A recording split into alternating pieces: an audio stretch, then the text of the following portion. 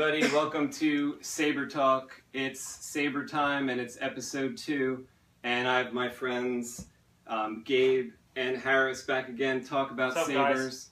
Guys? Hello. And we're pretty much really into lightsabers, so that's kind of what we're going to talk about today. And on every Saber Talk, we're just going to talk about sabers. So we're going to get started, and I thought tonight we would talk about like lightsaber design. So basically anything in that realm or anything these guys want to bring up is fair game. So I just want to ask both Harris and Gabe what their favorite lightsaber design is and why. So Harris, we can start with you. I have a few. I like there's a few that I like. This one, I showed this one off a little last week. This is probably my favorite one right now, and you know, it changes. I mean, I could carry this for a month, and then I'll get bored with this, and I'll carry a different one that I have at home. Why I like the saber, just something appeals to me about it. The shape of it, style, smells good. You know, one of my favorite sabers, but I don't carry it a lot. I have my Graflex here tonight. This is my real 1940s camera flash Graflex that I took and I gutted. I had it for about 10-12 years, and I took it, I gutted it, and I put some internals into it from all over the place, mostly from Custom Saber Shop. Thanks again to Tim. I added the original Graflex button on the inside. It's kind of hard to see it, but it has a push button plunger system in it. So I was able to get a real tiny little switch and mount it inside. Oh yeah. And that's still the original Graflex button, but that actually operates the saber.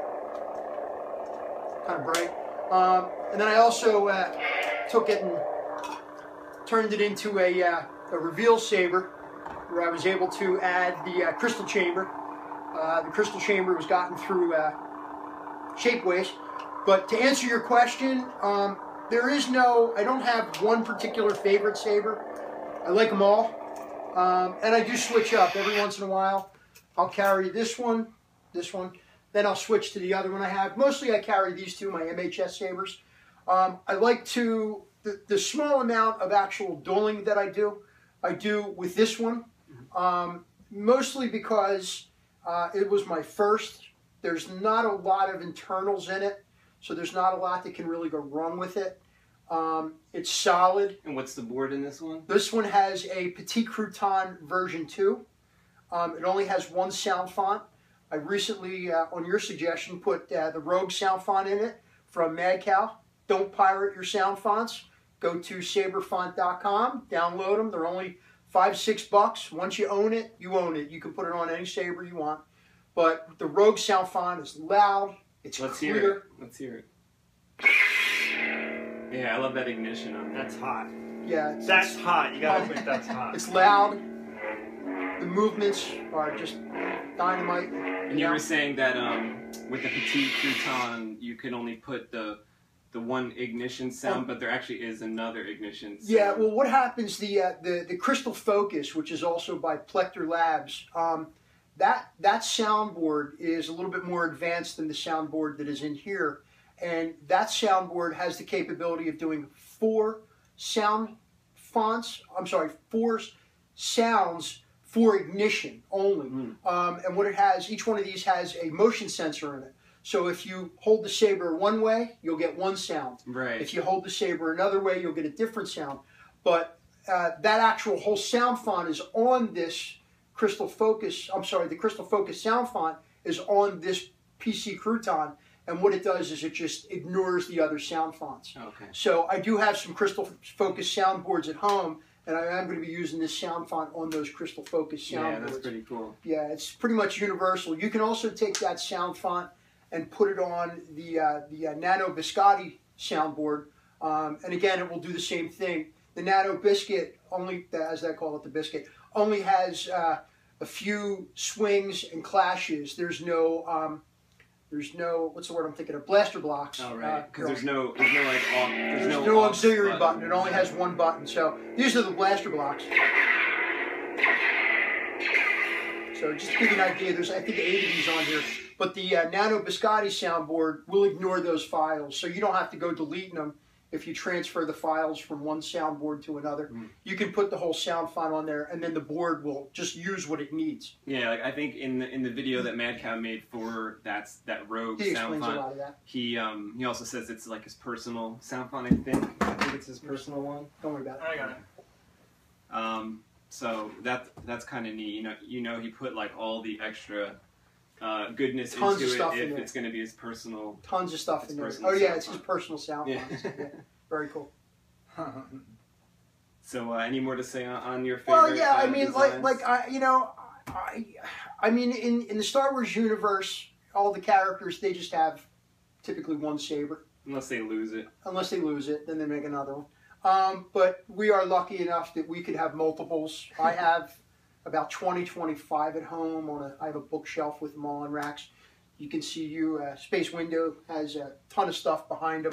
And that's only a fraction of what he's got. You should see what he's got in his garage. But yeah, I mean, I change. There's not one saber that I like to carry. I like to switch up. And like we were talking last week, I carry my saber everywhere I go. I mostly carry this one. This is mostly what I carry. But it's just, it's near and dear. You It's have my the first one. Graflex sort of curved emitter on that one, so a little bit like a Graflex on that like emitter. this one? Oh, it's got like the angle. It's the angle got something similar. some cues. Similars. that you Yeah, can, it definitely, it's got the black grips on it. Yeah. It has some throwbacks, and all these guys who are making these sabers today, that's what they do. They take their influences, which is neat because in the movies, like Luke Skywalker's saber was kind of a throwback to Obi-Wan Kenobi because he was his master, and that's what a lot of these guys do. So sort of like paying homage to pay homage. Yeah. Back to where they got their the training roots from. and stuff like that. So like if the Graflex, like you have a couple of Graflex style sabers here. This one is like your Anakin from Episode 3. Yeah, that's a master replicas. And this one is your A New Hope. That's the A New Hope version. So yes. if Anakin had that in, what was it, like 20 BBY or whatever, Right. And then Luke had that, where would you say your saber that you built in the timeline, do you think it precedes the Graflex, or do you think you're in the New Republic? No, or I something? think I'm part of the older religion guys. I forget what they call what's the terminology? I can't think of the terminology, but like the Living Force or something like that. Well, I'm more in the days of like Anakin and Obi when they were buddies and stuff like that. Mace Windu's saber is. I was telling Gabe on the way here tonight. That's the blinged out His saber is just. If you look at a lot of the sabers in the Star Wars universe, their stuff isn't so fancy. It's more. It's a weapon, and it doesn't have all these fancy things on it. But Mace Windu, Samuel Jackson, he wanted that badass saber. It's got a lot of gold tones to it, brass tones to it. Do you know what they call that in the universe? Bling? They call it. Maybe they don't have that word in their universe. I think they call it Electrum. So that is like the style, and I think only Sidious's saber and Mace Windu's saber is. Yeah, Sidious. I didn't think of that. It's a lot like or that, something, yes. and I think that has to do with the gold plating, but I could be wrong, and that might have to do with might the be right. crystal or something. Yeah, but you might be right. those are called like Electrum sabers. So I always thought of like the purple one being like Electrum, just because he's the only one that has. Yeah, he's the only guy that we see that has purple. And in the one before, you see him actually use the saber, right? He has a different one on his belt. Like in episode 1 or episode 2, he has like a different. Well, I don't think they show it in episode 1. I think you see it in the scenes where they're doing the that corral thing where Obi and they're all kind of trapped. Amidala, they were trapped, and then all the Jedi come. It's like the beginning of the Clone Wars. You see his original saber in that, Mm-hmm. Yeah. Cool. Good stuff. Yeah. So Gabe, what do you think signifies your favorite designs, or what's your favorite design from the movie? If you have different ones for MHS and movie styles. The more I think about it, the more I feel like I realize that is the most anxiety-filled question to ask someone who's into lightsabers. Which one is your favorite? It's hard to pick just you one. can have different parts, from Yeah. You might I know the Graflex is hard to handle, right? Because I was just gonna say, I think I base my my preference on the practicality of the usage, I guess. For example, the MHS build that Harris did for me, I basically built this saber on the MHS all around the choke because that's right. Because you like that part. It's build.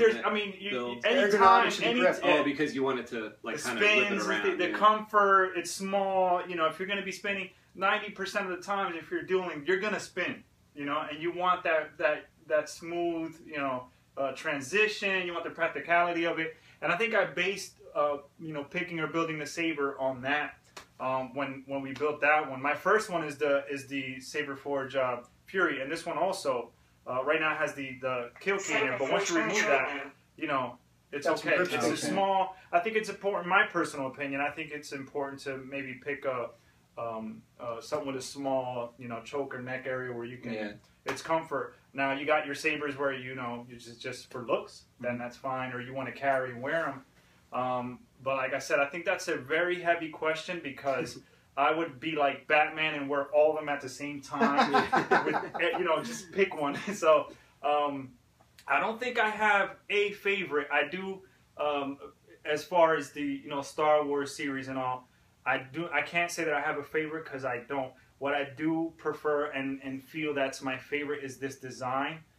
Anytime I go on the MHS build and now the adaptive saber parts, he and I were talking about the saber parts builder. I mean, you see everyone now posting pictures of all this. The ones they build. The ones they build, what they feel is their favorite stuff. But I find myself always drawn to the ones that have this kind of similar design. There's no box in the way. There's no buttons. Do you like the Obi-Wan style? Because that has that like thin neck choke piece to it. Yeah, that was one of the first ones I started to like based on that. And I think the controls are sort of down low on that one. Yeah, they're down low. Towards the bottom. So you could kind of grip it up. Yeah, it's got that box to it. And everybody always complains they hate the box, which does it. I mean, one of the nice things about the MHS sabers, the boxes on those are very low profile. They're built into the saber. So it's nice. Like I have the multi-button here on this control box and different features to it. But that doesn't really get in your way as you're gripping the saber. And plus you have the choke area. Yeah, also. And I have the choke up top, which is right here. But that's the box. And like we were talking earlier, a lot of people, you know, like the Graflex. I saw somebody post this weekend on one of the Facebook pages that they absolutely cannot stand the Graflex because you cannot duel with the Graflex. Well, technically you can because the way I hold my Graflex, I hold it up higher, and I have the box out to the left. Or you're right. I think another way to do it is to kind of, you can rest your thumb on the box if you have a lower grip. Yeah, if you have a grip down here, yes, that is a good it's idea. one thing that you also have to think about is what form of fighting or stance you're using. You got, you know, the 7 forms and all that stuff. If you study that, I really don't, so I'm not going to try to sound like I know what I'm talking about. But you got this 7 forms and all that, and for people that really practice that, they'll know what I mean. But there's always different ways of holding the saber, different ways of positions and all that stuff. So that might come into play with how you're dueling, how you're holding. Like what saber and you that will, in turn, help you choose the kind of saber that's more, you know, practical for you, I guess. Yeah.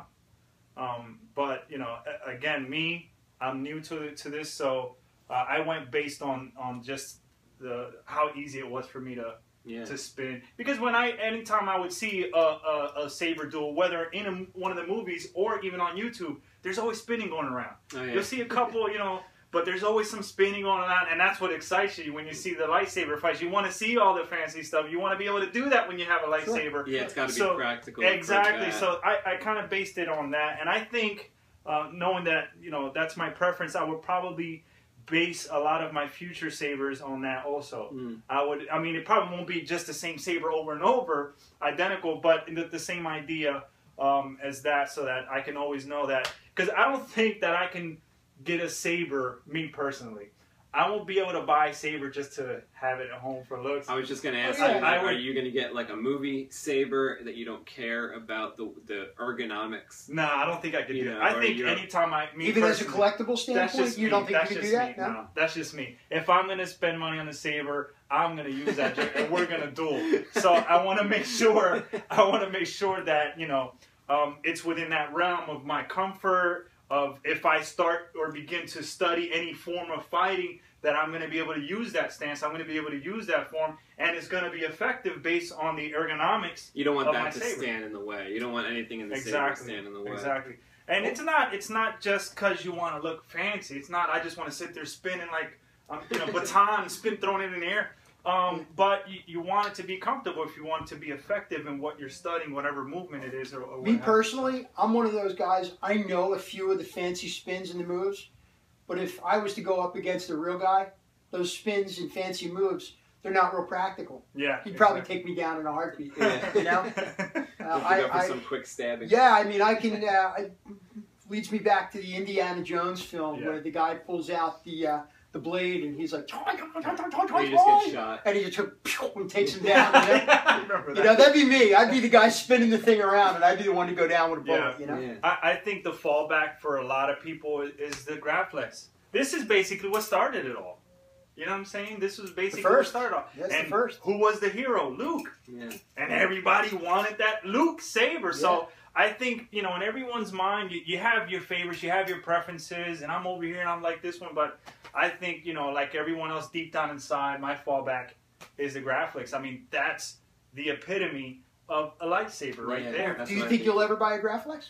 I think I would. Yeah. But again, if I'm going to buy a Graflex, I'm going to use it. I want to make I'll say sure. that one. I want to make sure it's one I can do it. So. Actually, like right on the FX Saber forums right now, for anyone that wants to check it out, I think JQ Sabers has a few Graflex. They're called Graflex Episode 7, and they say they're dualable. They don't have a crystal chamber in them like some of the ones JQ makes, but they have like 3 of them available. They look really sweet. Like, the cross between the Episode 4 and the Episode 5, and now the Episode 7 trailer one. So I guess it's the one from the trailer with the features from the one in the trailer, but it looks really cool. You know what they're going for? I don't know, because I think Graflex ain't cheap. I think the price was in pounds, and so even if I remembered, it probably wouldn't be like a correct number or whatever for us. But yeah, like I think the Graflex design is like just the all-time greatest that it started everything, and even though it's kind of not practical with that box and stuff like that, I would definitely not hesitate to say that was my only saber, or carry that saber. Like I noticed in the ones you brought over, you had the TCSS clip for your D-ring. Mm-hmm. So I guess that's what you use to hook it onto your belt, If I carry that, that's what I use. Yeah. I've actually gone. I was saying last week that on my my Jedi belt that I use in my costume, I actually have the cover tech clip is riveted on. I don't rivet that on. I just hang that. That's just a basic hard. That looks like it won't come off. No, it ain't going nowhere. No, it's not going anywhere. Yeah. It's pretty sturdy. But like we were also saying last week, that thing swings around a lot. So that's a little annoying. I don't exactly the topic we were talking about. Yeah, I don't typically. I mean, I carry almost every day. I carry my saber whenever I go out and about, and this is usually the one I carry with the cover tech. I don't typically carry that. I brought it tonight just to show to people out there. And that clip is very similar to what they used in the movie. And that clip you can get in typically a hardware shop. A lot of people have trouble finding them. I think you can get them in Walmart. They're usually around the keychains. Yeah, I was just going to say, isn't this like a clip for keys? Yeah, it's a keychain clip. Oh, and I've only gotten mine from TCSS, and you know what I did? I attached them like multiples, because they're kind of cheap. You don't have to spend a lot on them. And I attached multiples around the belt to sort of different just stuff. Look like cool. Like it looks kind of cool. I thought, like Anakin's equipment from Episode 3 or whatever. He's got the droid collar. Yeah, he's got like all this silver crap and like all this stuff attached to the belt. So yeah, and they usually cool. Those clips cost. I think I paid about $2 for that at the hardware shop. Yeah, I think it's about the same at TCSS. I don't know, but I usually like stuff like that. I'll wait until I need something at the custom saber shop, and then I'll just tack those like little things on, like screws. I'm like, what screws do I need? Or you got to save money on the shipping. Yeah, because well, I don't know. I'm gonna place an order every now and again anyway, but I always just try to put those little things, so I'm not like scrambling at the last minute trying to find a screw, try to keep like all Yeah, I do the same. I don't rush to put an order in. I try and think ahead, like what I need or what I'm going to need next week, and then order everything. And it never fails. Stuff in your cart, and as long as you're logged it'll hold it in there. It sort of stays there, and you can have the wish list. Like sometimes things aren't in stock, but the either the wish list or their notifier thing works pretty good. Like something I was looking for. Oh, I use the notification system all the time. Like something came through, and I'm like, oh, good, I can boom, jump on it. I can get this now and try that out. Yep. Very cool stuff. Yeah. Like I think for me, like my favorite movie saber is probably the Qui-Gon saber. Mm-hmm. I think that looks two like of those. Yeah, yeah. Like this one here, both of these are well, that one's the Vader's Vault from the run, and this is the Saber Concepts Vader's Vault prototype for the run. So this is like a little different. That's a special one. Yeah, and how'd you get the prototype? I contacted Ryan Skytracker on the FX Saber forums as soon as I saw that he had 2 prototypes. So you didn't actually get that from Vader's Vault themselves? Right, I got this one from the Vader's Vault Saber Concepts that actually originally came from Saber Concepts, and then Vader's Vault did the wiring on that for me, and this one is basically just from Saber Concepts in a way from Ryan Skytracker, like parted with one of the prototypes. Okay. Send it to me with Crystal Focus version 5, and then when I got really into all the string blades, and Irv made the from Plector Labs made the LS card, I thought to after a year or so, like, can I make that work? I thought, why not? Because if there's a Crystal Focus in there, not a lot of room in that saber. Yeah, there's That's like a hard job. I was just gonna say, I do love how sleek that saber is. Mm-hmm. I do. Every time I see that saber, whether it's Saber Forge, JQ, whoever, it's a very sleek design. But you're right about the space. There's not a lot of room in there. The scallops, the cutouts, they're hard to see on camera. But basically, all these pieces. Let me see. They go in maybe. With, here, let me show you here. Let me see if I can. Business card. I don't know if it'll fit, but these actual grooves in here, they go halfway down into the saber, and which means that you only have half of the saber body to fill with some equipment in there. You know. You can Google image this saber and you'll see it up close. What we're talking about with these grooves. Because there's a lot of different Qui-Gons. Some of them have a tube running through the scallops, not only to make it probably easier for the manufacturer, but also so make it easier if you're installing. There's the regular amount of room in there. But for what I consider like the movie accurate or the movie accurate ones have the deep grooves like the Qui-Gon prop. So this is one of those that has those deep grooves. It was designed really well inside where the channel for the batteries is milled out. The particular space for the sound card is just enough. Just enough to fit the card in. Where is the sound card in that saber? Okay, so approximately. The sound card is right at the back here. The handle in. And so I could unscrew this pommel, get access to the SD card. And that is taking up that entire available space from like here to here, because then you have the speaker at the end. And then there's a battery channel which starts at the scallop section right ahead of the card. So you still have that limited space. But the batteries go all the way, and all you can fit is the 14500s. Yeah, so, they're a little thinner. They're about the size of a double A, right? A triple A, actually. The 14500s are about a triple A size, but I'm guessing it's a 7.4 volt. Yeah, so it's two. It's typically 2 batteries laid end to end. Yeah, and that basically hits the recharge port butt, so that has to have some room inside there for that. Some rubber in between. You know, I have a so it doesn't short out. Or I have like a whole what do you call it? Shrink wrap around the battery pack. So then smart. Yeah, I was just gonna say that's kind of because it's also so close. I mean, I would do that anyway, but it's so close to here. And then there's just enough room for the LED assembly. So I got to thinking, like, can I do the LS? And I thought once Hot Wings from the FX Saber forums posted how to easily, you flip around a MHS part that is the heatsink for the standard LED, and you could actually just quickly easily mount the DIN plug, the female side there, or whatever side. That's awesome. So I did that, figured out that the LS was only like a fraction longer than the, like a couple of millimeters longer than the than the CF5, and there was just enough room, you know. So I was able to put the glad it LS worked out in for here. Yeah, That's thanks. I'm going to throw out there also that you said these are Vader's Vault sabers.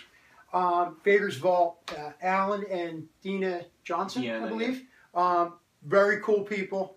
You hang out a lot on the FX forums. I do most of my Saber talking computer-wise off of my phone, and I'm always on Facebook. And there's a couple Facebook pages that Alan and Dina both frequent. Oh, cool. A lot. I really like them too. They're very cool people, and they're always out there, and they're always one of the. And it doesn't matter. They'll talk about their stuff, but if you call them, you know, if you post a problem with MHS stuff or a Plector Labs board that you're having problems, they'll always help you out. A lot of the guys don't do that. I'm not going to mention names. I don't want to knock anybody, but a lot of the Saber manufacturers, you know, this is their Saber, and they won't talk to you about anything else. But Alan and Dina, good job. They're very cool about it. They'll always answer your questions. They're on there quite frequently. Yeah. And they'll always be the first ones to, you know, say try this or try that if you can't do, you know what I mean? Offer suggestions. So big plus to Vader's Vault. When I first started that Harris built this for me, we were messing with the Rice program, going back with the sounds and the lighting. Can get tricky, the Rice. And I just happened to shoot a message to Dina. She didn't know who I am. I was just starting. She responded just like that. That was March 23rd. And to this day, I still have the message on Facebook, on my Facebook message of Dina's response. She was awesome. And she responded. She broke it all down for me. That's great. You know, no questions asked. And it was a simple question regarding the lighting and all that stuff that he and I were going back about on the Rice. And she was awesome. She responded. Great people. They were awesome. Always out there, eager to help, eager to teach people, and will answer any question. Yeah, and I think because they do so many of the Plector installs, like they know them really well. What is it? An affiliate, I think it's called. So they're an affiliate of Plector Labs, and so they are just experts at installing every one of the boards, and that's why they can, I think, pinpoint what's going on if you have an issue. I think what they do, they use a lot of what they call the crystal shard board. Which is only available to dealers. Like guys, I guess they buy them in bulk. And the crystal shard board, I don't know the differences, what that has versus what like a crystal focus has. Well, I think the crystal shard is sort of slightly above a nano biscotti. Okay. I think is how it works. So it doesn't have the features that the crystal focus has. I think it has it's not as robust as a crystal focus. It's like an entry level board. Okay. I think but it has extra features than a nano biscotti. I think so. That's what makes it attractive. So like if you're going to go buy a Saber from one of the manufacturers, if you're going to go to Genesis Custom Sabers, I think he might have the crystal shard available in some of his Sabers. He mostly uses the crystal focus. A few cool features that maybe you can't get in the other boards don't but have. It might be a comparable price. Gotcha. Sort of only available to them. That's how I think it works. Very cool. But I think if you buy a Petit Crouton 3.5 or whatever the latest one is, I think that is above a crystal shard. And then, you know, the crystal focus is above the Petit Crouton. Yeah, but like normal guys like us, we don't get the crystal shard unless you're buying it from a dealer. Right, you can't even order it off their site. It's right, like you can't get just that board. You may have you might buy a Saber from Vader's Vault, get the crystal shard, and you can rip it out of that Saber, but it's not like you're going to go buy the dealers don't sell it, and Plector Labs doesn't sell it. That's proprietary only to Saber manufacturers. Vader's Vault, Genesis Custom Sabers. Another plug, Rob, always Mad Cow, always out there willing to help. Probably LDM and just all the people listed in the, I'm assuming all the people listed in the FX Sabers. The forums, you'll find them all. As a manufacturer. And they're the good guys. They're the guys that you know, if you can send them $2,000 for a custom Saber, it may take 8 weeks, 16 weeks, you know what I mean? 6 months. A year. But you know your product's coming to you. It's not something, a lot of this stuff is done through the internet. And I myself, I'm almost 50, in my early 20s when I was first starting prop collecting, I found out that there was a guy in Pennsylvania that was selling stuff. And I ordered a couple things from him. And I got half of what I ordered. And the other half, to this day, that's 25 years later, I've never, he disappeared off the face of the earth. I lost, $100 and stupid me. But I guess, you know, I guess you're lucky it wasn't more. yeah, do your research before you send people money. I myself, I'm working on a Saber right now for a fella. I think he's in Phoenix, Arizona.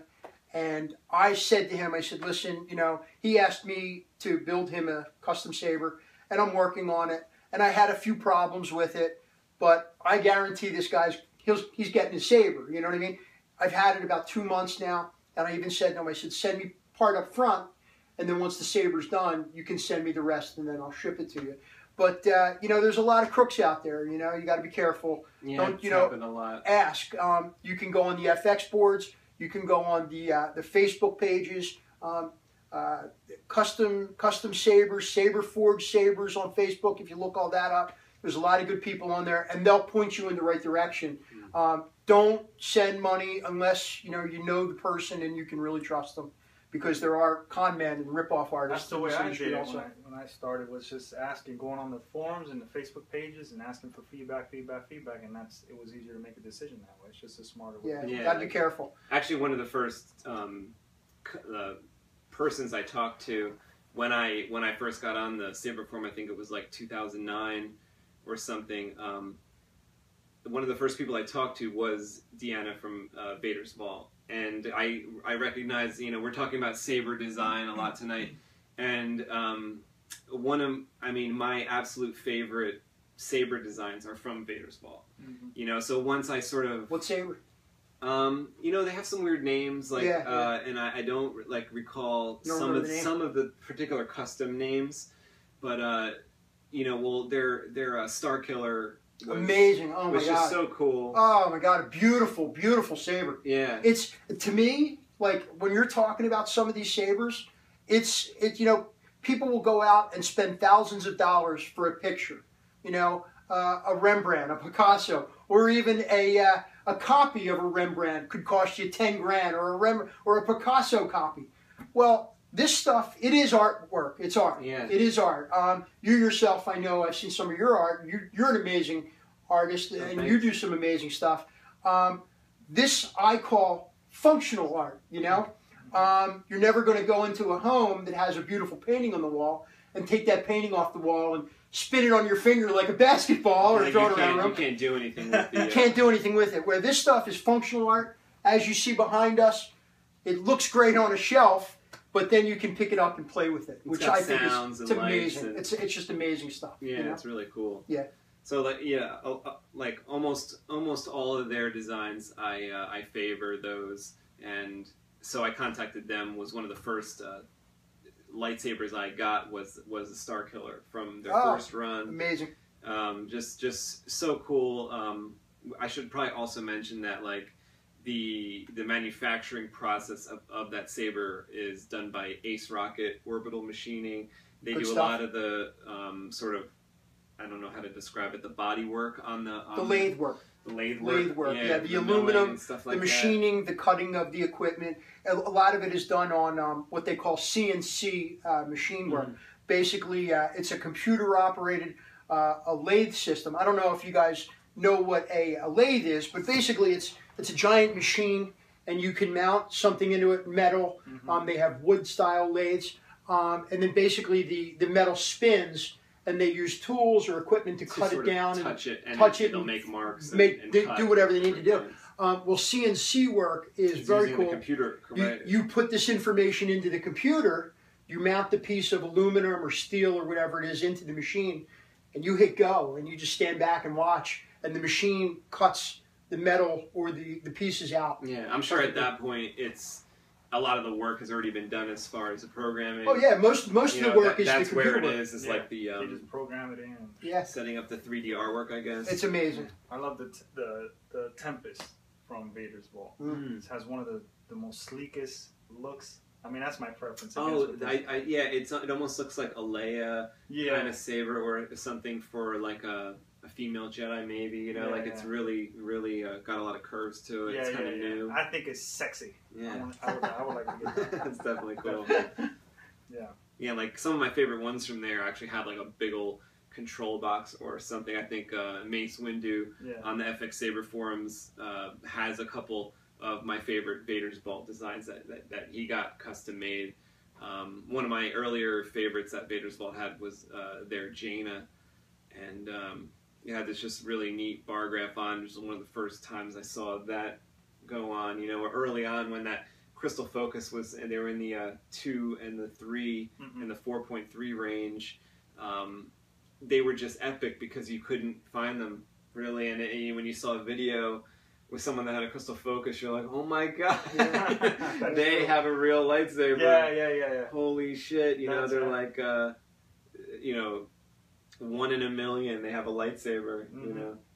That's the impression I got when you introduced me to the 7.5. Oh yeah. You're talking about the 3s and the 2, and he introduced me to the 7.5. Oh my god, Amazing! It's an amazing piece of it. I passed out. I was afraid to ignite it. It's about as big as my thumb. It's in flat, but just there's so much power into it. Literally so much power. I was like, you know what? I'm just gonna end up killing somebody if I turn it on.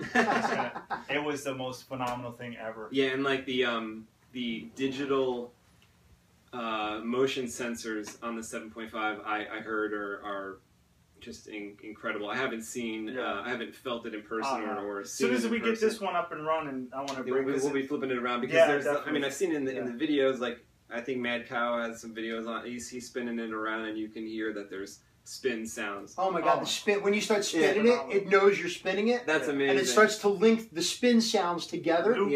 Wow, amazing. And it's got certain sounds like stabbing. Yeah, which is another. Yeah, it's like it knows. It's like it knows. It does. It does. You stab, it stabs. You spin, it spins. It does. It knows. It blew my mind. I mean, it right now, it's back over there. They're working on it, and once they ship it back, Harris will be reinstalling it. Yeah, in doing some of the work on Gabe's Saber, you know, like I think I mentioned last week, as many as I build that come out amazing. I have a few that just have issues, and but you'll never let it. You'll never let it fail. It'll always happen. It's going to happen. Yeah, that's why I get aggravated when stuff like. But gotta put it down. I'm not younger because I'd be furious, frustrated, but you know, I'm like calm, and I can just I'm like I'm gonna not go to bed until this works. Yeah. I actually took the board out of that Saber. I think my soldering skills, I'm still learning too, but my soldering skills aren't the best, and I don't have the best equipment to solder with. You have a beautiful soldering station. Someday when I grow up, I want one of those. I want to be like you when I grow up. Yeah, but I think I overheated the board, and I think I fried some of the chipsets on there. And but there is Michael Hudnall is in the United States. Most of these Plector boards are made over in Paris, France.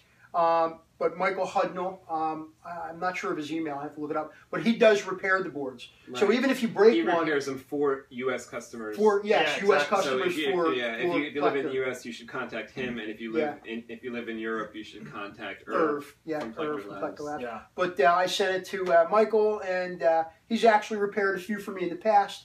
I send it away, comes back a couple weeks, and works beautiful. Yeah. You know? So that's where his board is right now for Lightsaber. We'll reinstall that crystal focus, and we'll bring it back and show it on another podcast so that you can get a feel for it. Nice. So like, what color are you gonna go? Are you going with like one that every font has a different color? Or no. Like that? I stuck with the blue white. I like that LED a lot. Yeah, I stuck with the blue white. It's got the flash on clash. It's got exactly what I need. I wasn't really too much into all the color changes. Me neither. I think it should be. Well, I'll show you something a little later. I think that's like. Yeah, well, I say I don't like color change, but I must be a liar. I think once you choose, I'm heavy on the blue. I'm heavy on the blue. This one's a medium. This is a medium blue from. Yeah, like isn't it weird how the different LEDs look different? Like, different color. You could very well order this blue, BBW LED and have Harris put it in, and you could very well be unhappy with the shade, or it's just going to be something different than you expect because sometimes they you don't know until you're powering it up. Until you get it in your hand. Yeah, exactly. I had no clue until we ignited that crystal focus 7.5. How bright and powerful. Super bright. Oh my God. Super bright. It was ridiculous. And that's one of those little that LED in that Saber, unlike yours, which are the string blades. Gabe and I play with a lot of the ones that are just the little LED chip, and it's got one LED that lights the whole thing up. And it's got a few diodes in there. It's got a few, and his has a blue white, so it's using the two blues for the actual blade color. and then the white is the flash on clash. Yeah. So every time the saber senses a hit or you hit the auxiliary button, it'll flash white. Yeah. And the blue in there is just it's a beautiful blue. Yeah. Beautiful blue. Oh, so you already know what the LED is. We had that saber fired up a few we had times. it running for a and while. that shade is like Yeah, what you like. he liked it. It worked out. So yeah. I fell in love with it. But yeah, so I'm it worked out. I'm a sucker for the, and he and I always speak about this. We go back and forth about it. But I'm a sucker for the brightness. I love the brighter the better. Yeah, the bright. I find I don't know if you've experienced this a lot, but with like the Cree color, yeah, like the RGB. My other saber that I had here last week, it had a Cree RGB in it, and I find that when you either use the individual dye, like let's say you have multiple channels in it, and you have one color's green, one color's red, one color's blue, for example, you don't get the brightness that you do off of having the two, or like this one, like we discussed, is actually green, green, green, which is the full set of full power, and really nice and bright. Yeah. Of course, nowhere near what you're getting with 75, or how many LEDs are in your blades? Oh yeah, like maybe 110 sometimes. 110 little. This man, he sits there and he solders 110 little LED. And wear how glasses? many, and And how then many the flash dials? strip. And how then many the flash dials? again, right? Yeah, you wear glasses when you do it? I wear just safety glasses. Safety glasses, and Well, I'm you sure should. you have like a you use a like a gripping helping hands with a little magnifier Here's on. an example. No, I didn't make that. You didn't blade, make though. this one, but this is an example, more or less, of what we're talking about. How That's bright. a Makoto blade. This is a Makoto V4 Plus, but this is the type of stuff that Mace Windu's working on, just so you have an idea, as opposed to the That's in-house. just one LED One LED. inside the saber. And so I know on last week's podcast we were talking about preference between the LED and the in-hell and the string blade. But back to what we were saying, the crystal focus, as bright as that was, I mean, that really surprised me. I didn't expect that kind of juice and power to come out of an in-hell, to be honest. That is really, really bright. Like those. Like I said, I haven't seen the 7.5, but like for instance, this saber right here, which is my Anakin from episode 3, and it's made by JQ, and this is really, really cool. This has a crystal focus 5 in it, but combine this with and also BBW. Combine this with the right blade, which I feel like is the Django blade. I think for you guys, like Vader's Vault blade, top of my list. I kind of go back and forth between that and the Django blade. So I suggest everyone out there, and those are only the ones that I've tried. There's probably a lot that I haven't tried. The awesome thing is the blade for these types of sabers with the single LED embedded inside the unit, they're cheap enough that you can get try multiples. different ones. They're like 20, 25 bucks, 25 maybe 30 bucks, at the you most. know, and you can try different ones. Yeah. And one might look brighter in the daytime, one might look brighter at dusk, one might and look the different colors. So Yeah. like with the blue, I find that the cloudy blade looks really good. So like the TCSS actually have like just a beater blade that I just think looks amazing in this. What's in it has that? A really What LED pure is in that? color. This is a BBW, so similar in Similar shade to what Gabe's is. to what Gabe has in his personal saber. But when I put the Django blade in here, I mean, I'm telling you, it's like a laser beam. Yeah. And I think it compares to the. I mean, even though I make all the string blades that I make, I remember one time I said on the forum like, oh, I think the single LED, and I was thinking of this saber with the Django blade. I'm thinking the single LED competes with the string blade. I think especially with these new cards. You know, and I got yelled at by somebody you don't know. The string blade is always brighter, but not. Yeah, it's give and take. Yeah, you know these what I mean? are getting a lot better. They're getting better by the month. I mean, new stuff's coming out. Yeah, technology. And matter of fact, now that you're touching that subject, I'm very curious. We're talking on the way here. I'm very curious to see what Saber Forge is gonna offer, or is already offering. I think with the new. Yeah, they have a new LED module. The new coming out, I LED heard. module that adds a great percentage of brightness on their blades. Now they're saying they're making them a lot smaller. The diodes are smaller and they're a lot closer, so their beam is more centered. Yeah, more centered and shoot straight up the blade.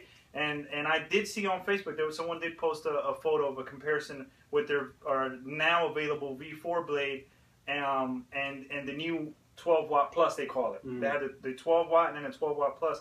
And you do see a significant amount of difference. But it's, again, we always go back to this. It's always different in photos or videos or what have you. So I'm just curious to see. You're going to have an overexposure. And... Yeah, I'm curious to see, the difference in that. But it's like what you're saying. The technology is constantly. It's changing. Look at what Saber Forge is doing now with those the adaptive Saber parts, where it's all plug and play now. Boop, boop, and you're done. If you're into...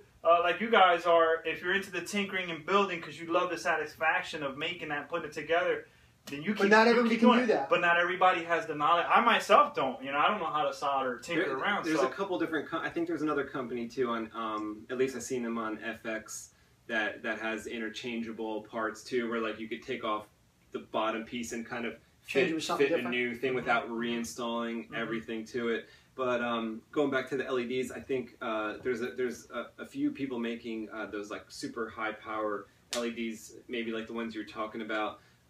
Justin T. Mars on the FX Saber forums, everyone's really happy with the LEDs they're getting from him, and I haven't seen that yet. No, I haven't but seen maybe it. it's similar to what you're saying. Maybe the LEDs are closer or just Does brighter. he I think make it's them called himself? I think he puts the diodes in himself. I think they're called XPE2. Yeah, that's LEDs. That's what's in this one. That's what's in this one. That's an XPE2. They're like $25 or $30, I think, and you're getting just the top of the line for today, just the best technology. And like I said, when you combine it with, you got to try out some different blades. When you find the blade that works the best for your blade color. Yeah. Now, some people that want to keep doing the RGB thing and changing their color, maybe they have to change out the blade for the best effect on those colors. One blade might work better for red, one other type might work better for blue. Yeah, it's all about the diodes. I love that Saber that I have at home. I carry it a lot. But I just don't feel that it has the 3 LEDs,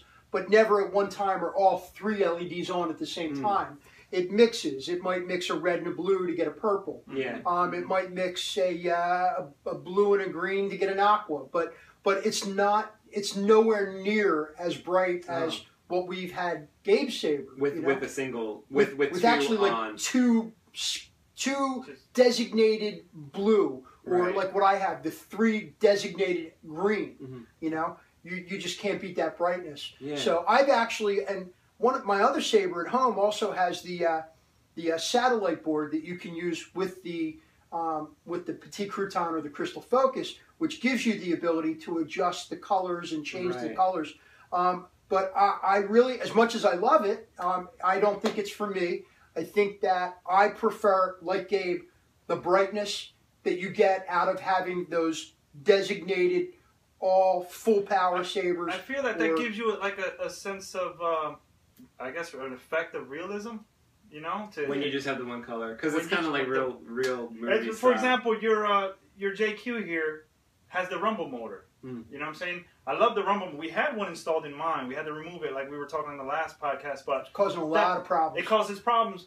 And it's also a heavy drain on the battery. Yeah. The rumble motors tend to run, and they get hot, and they draw a lot of current off the battery. Yeah. So you're maybe cutting your runtime off your battery in half. I thought there was some maybe tutorials, like maybe someone saying a workaround for that, like some kind of resistor or some workaround. Yeah, well, you do need to resistor the motor itself because some of the motors spin too fast. You want to turn it down a little bit. If it spins too fast, you're not really going to feel it. Yeah. As opposed to the motors in them are little. I experimented. My kid had a toy. Don't tell him.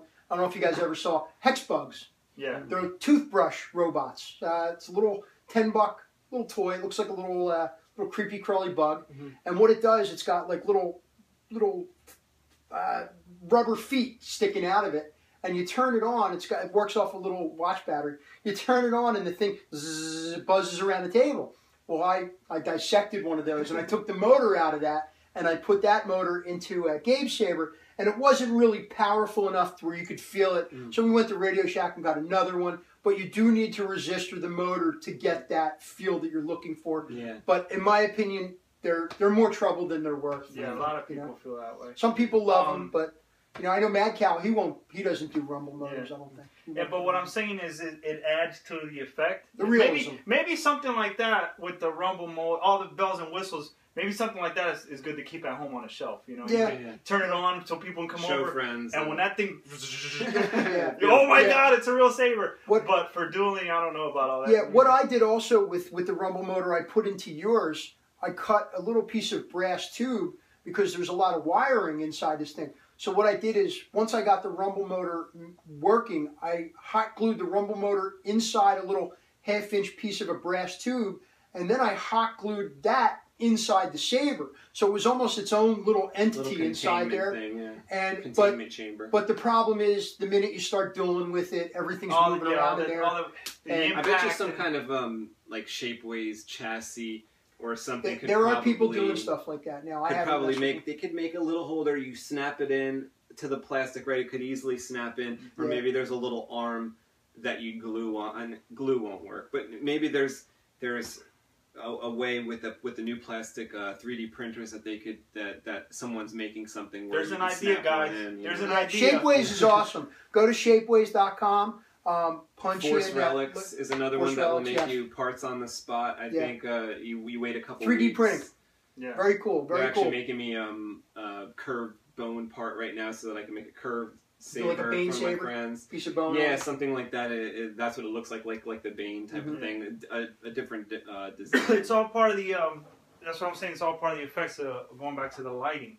That's why he's got the green. That thing is whoosh, Yeah, there's also new LEDs too. It might be those Justin T. Mars LEDs I mentioned. I don't know, but there's ones where, like you were talking about, getting those two beams of the same color. They actually have it where it's RGB, or it's RRGGBB.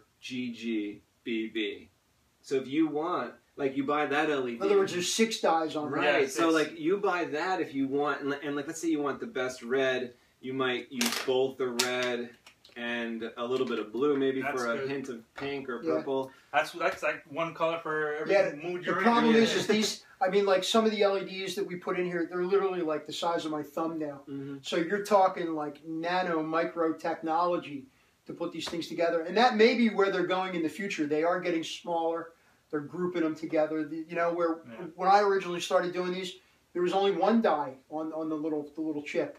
Now, they're making 3. So you never know. You might just hit the nail on the head, in the future. Because another, like, sort of tip I was going to give you guys and tell you, if you weren't aware already, when you were talking about, like, let's say you have that RGB LED, and you're saying, the blue, it's running at 1,000 milliamps, or it's running at 1,200 milliamps, whatever it is. The green single is running 1,000 milliamps. It's not as good as having 2 greens at 1,200. It's not. No, it's definitely not. I've tried that. Yeah. What you can try is, let's say you want green, so you power up your green die at 1,100 or something milliamps. Pull in a little of the other colors.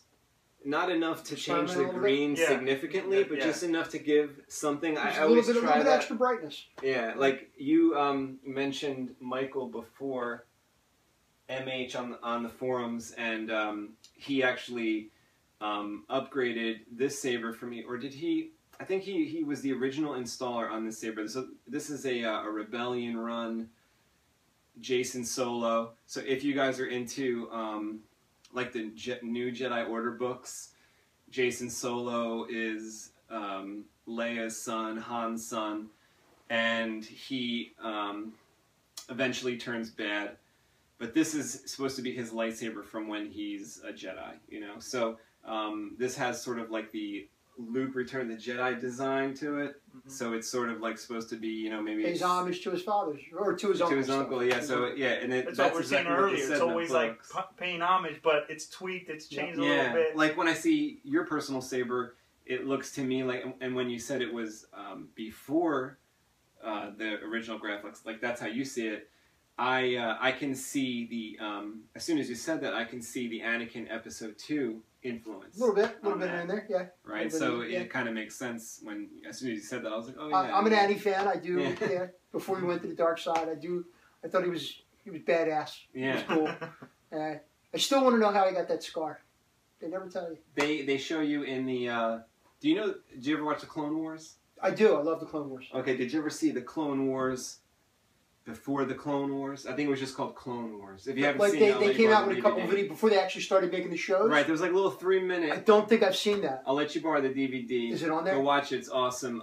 It has like more stylized animation than the Clone Wars, but that's sort of where the Clone Wars television series got their inspiration from, and sort of, but they made it 3D and all that. This was just 2D, but it's got that same like sort of angled style. Mm-hmm. And Asajj Ventress kind of she in one of their fights, he's not a knight yet, and he's backing up, and her saber is just missing. I think that's how it happens, and I think it happens in it's called Clone Wars. I never knew that. We gotta see that. We gotta see that. It's really cool. So what they did was just to spit out what they did with those shows. There's 3-minute shows. They showed it like every Friday night for like 2 months back in like maybe it was 2002, I guess, to prepare people for the TV show coming out. The episode 2.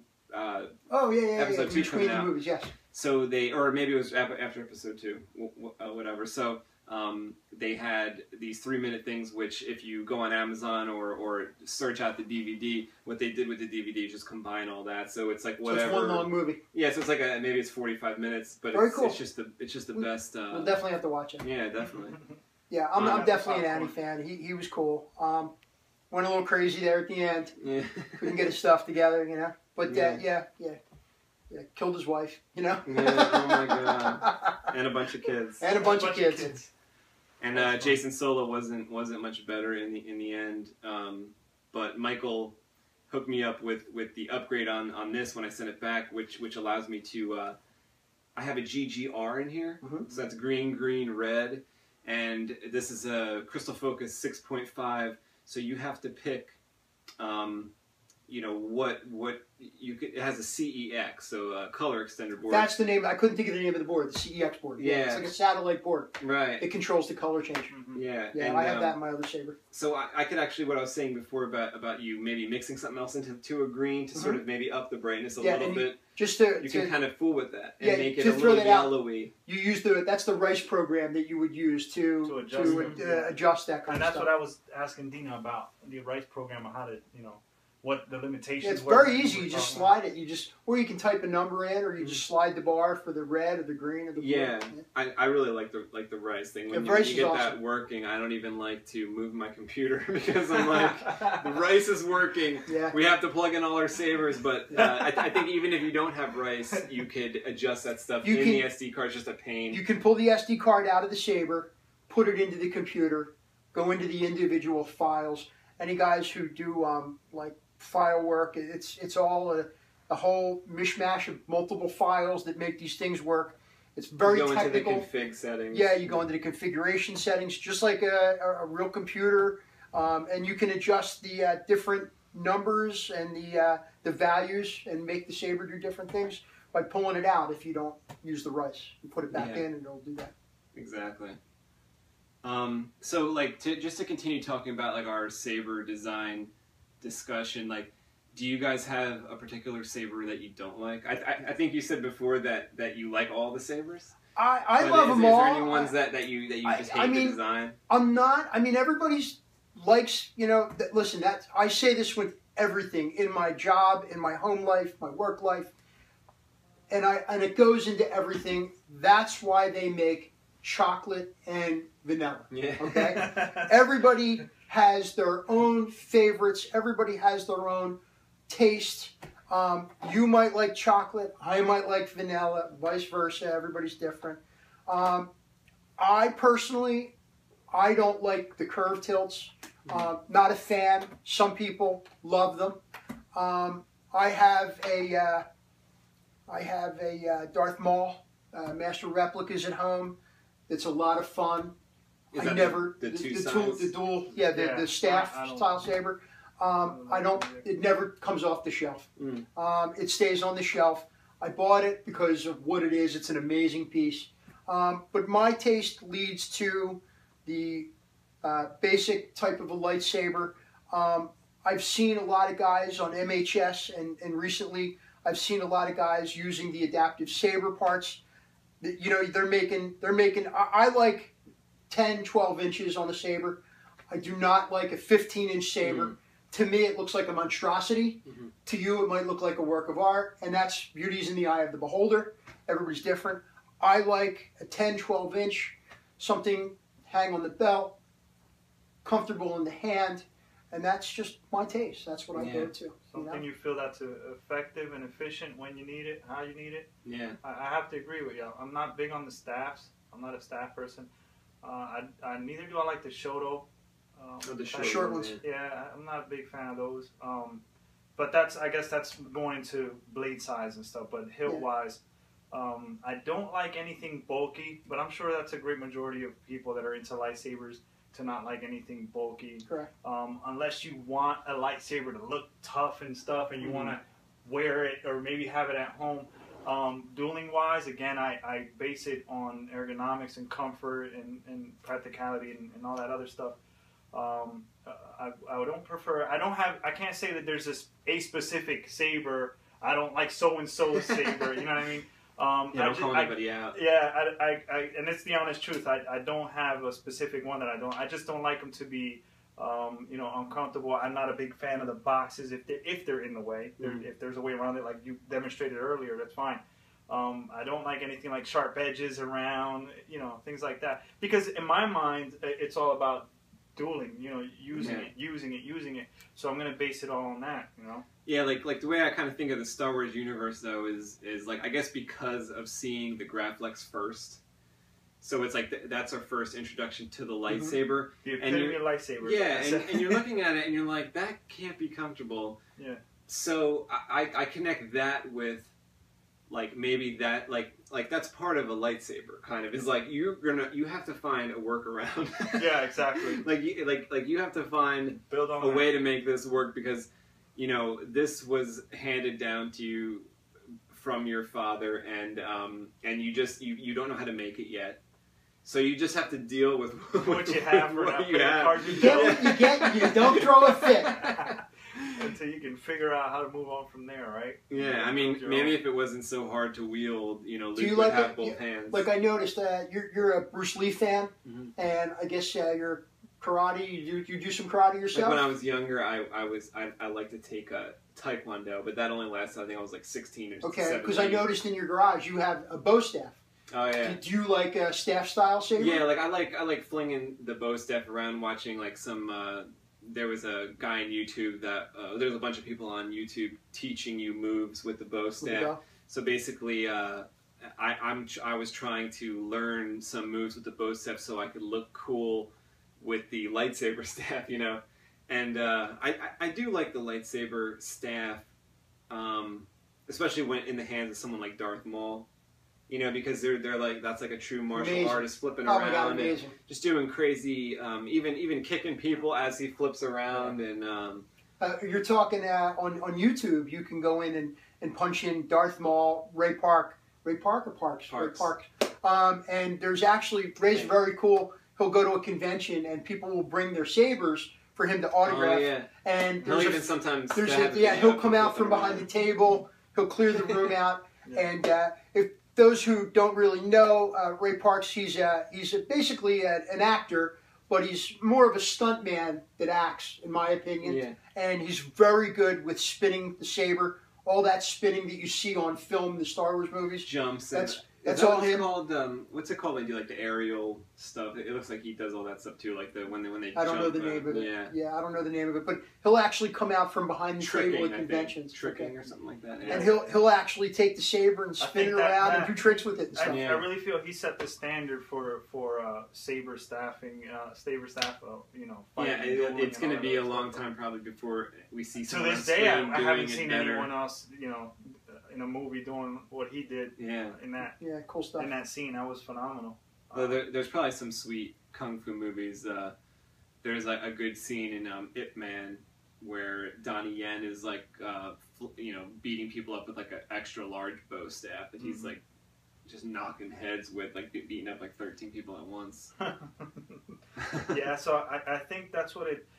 I guess at the end of the day, you have to think about what do you want the saber for? What do you need it for? You want it to sit on the shelf? You want it to light up or not? You know? There's a lot of choices. You just want to just show it to people. Look what I have. Because you can have a nice saber design and nothing's in it. Yeah. Do you want to just clip it on your belt, walk around wherever? I know. If you go on eBay, there's a lot of guys who will sell lightsaber hilts with nothing inside of hilts, it. Yeah. And they're neat looking. They make them out of mostly, I'm guessing, like plumbing supply parts, Home Depot stuff, and they're cool looking. And there's a market for that. There's a market for everything, in my opinion. It's like we were saying. Everyone. That's why they make chocolate and vanilla. Everyone has a reason why they like a particular style, and I guess it'll fall on what you're using it for. You know what I mean? And if you are going to be doing with it, and if you are going to be studying the martial arts of it and all that other stuff, then you have to think about what's practical, what's easier for you. It definitely has its roots in martial arts. Obviously, yeah. You know, spinning a bladed type weapon. Sword fighting, samurai even like as a stuff, kid, I was a big fan of like the Three Musketeers stuff, where they're swashbuckling with these these saber rapiers, blade or whatever. Love that kind of stuff, and that's where Lucas took a lot of the inspiration from to make these movies. He took a lot from the samurai movies and from the the Errol Flynn type of Errol Flynn stuff. Yes, yeah. You might be a person that you can duel and not do one single spin. It's just a matter of your style. Yeah, everybody's different. And for that, exactly, you get a saber that suits that. That's basically it. But again, it's an anxiety-filled question to ask someone who is obsessed with lightsabers. Pick one. Yeah. There's 5 million of them. Well, that's almost like so. I like the Qui-Gon, like I said. I like the Graflex because that's the original lightsaber. So when I went to make my own personal saber, I went and combined those two and made the Qui-Flex is what I call it. So it just got mind blown. I'm done. I didn't even know that was back there. I'm done. That's awesome. So I just try to take Graflex cues like the bunny ears, the certain type of emitter, and the Qui-Gon cues like these cutouts. Although this isn't deep groove or anything.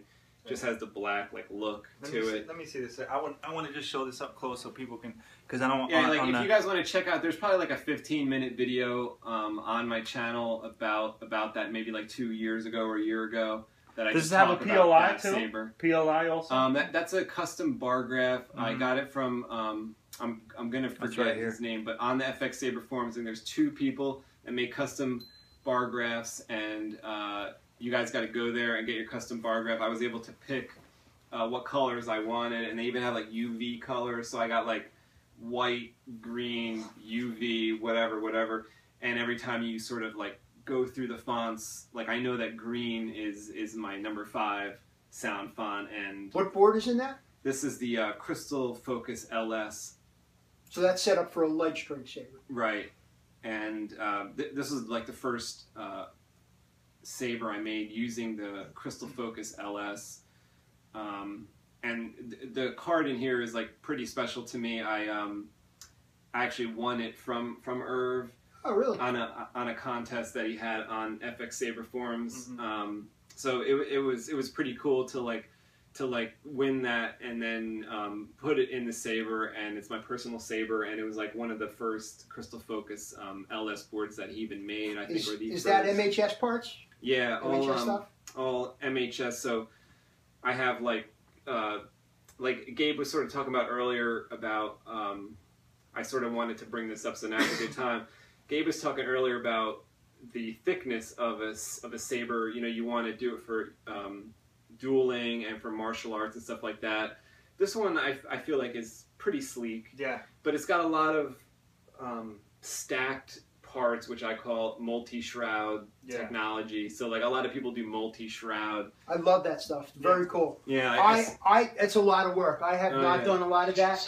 I worked on a Side Killer saber recently. I ended up trading it with somebody else, but it was a lot of work, and I wound up with a lot of bloody fingers and a couple torn shirts here because I tend to stand up and do it right here, I think I have a scar from like here to here, from the Dremel wheel cutting into me. It skips off, so it's amazing work. Nice. That's beautiful. Amazing work. And I definitely want to throw out here, I can see, let me see this here.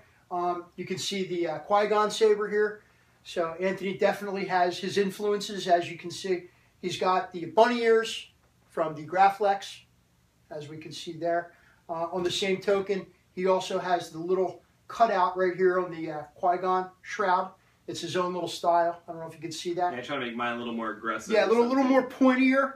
I'll bring that up here, so if you can see that right there, it almost has that Qui-Gon. So you can tell, you know, everybody that builds this stuff, they have their own personal favorites, likes, and influences. Mm-hmm. And you definitely, I can see that. And so, you know, like this being kind of thicker, I mean, this is sleek for having all these shrouds, but I do make some, like the Makoto, that is like kind of, I wouldn't say good for dueling. It's got a lot of things sticking out, a lot of like steampunk things. Yeah, and it's I mean, thick. You know, it's like you exactly what we were talking about earlier. Buttons. A lot of buttons and Greeblies. a lot of greeblies and some leather and different things. Now, I mean, it's a beautiful piece of artwork. Oh, it's amazing. I will say that the steampunk theme on a lightsaber is mind blowing. Custom work with the leather and all that, but you're right. You know? It's not practical for kind of that's more of a show thing probably, and also with the 4 strings and that blade, I wouldn't want to be beating it on anything. It's just super expensive. But MHS Builder, if you guys go there, which is on the Custom Saber Shop forum website, and you go to the MHS Builder, and I think there is, I'm not sure if the Builder works with this, but do you guys know about V2 parts?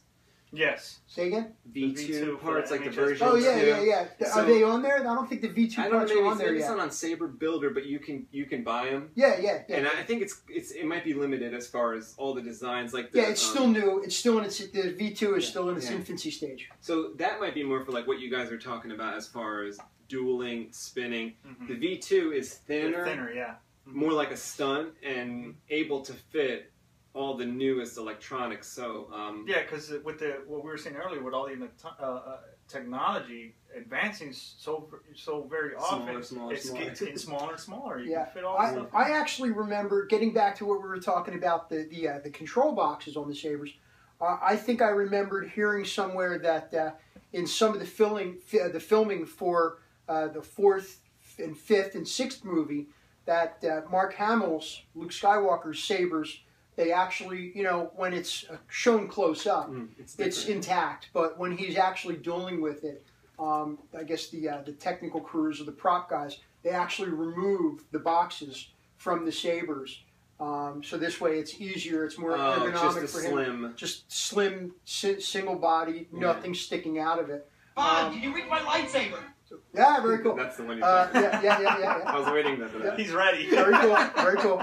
Yeah, so they take the box off, and it's moving so fast that you can't tell in the movie that it's not there. You know? Right, and even for that movie, I mean, there's just a couple things that occurred with the lightsaber that's like worth mentioning. Probably in that movie, right? It started out with a blue blade in like pre-production. Yeah. Then they realized that wasn't going to work because of some of the backgrounds. They were doing the desert shooting on Jabba's little transport device, and the blue just wasn't able to be seen in the background on the bright white sky and so they changed the desert. It to green. Yeah, so they changed to green. You know what? Easier to see. Do you know what hit me the other day about that scene?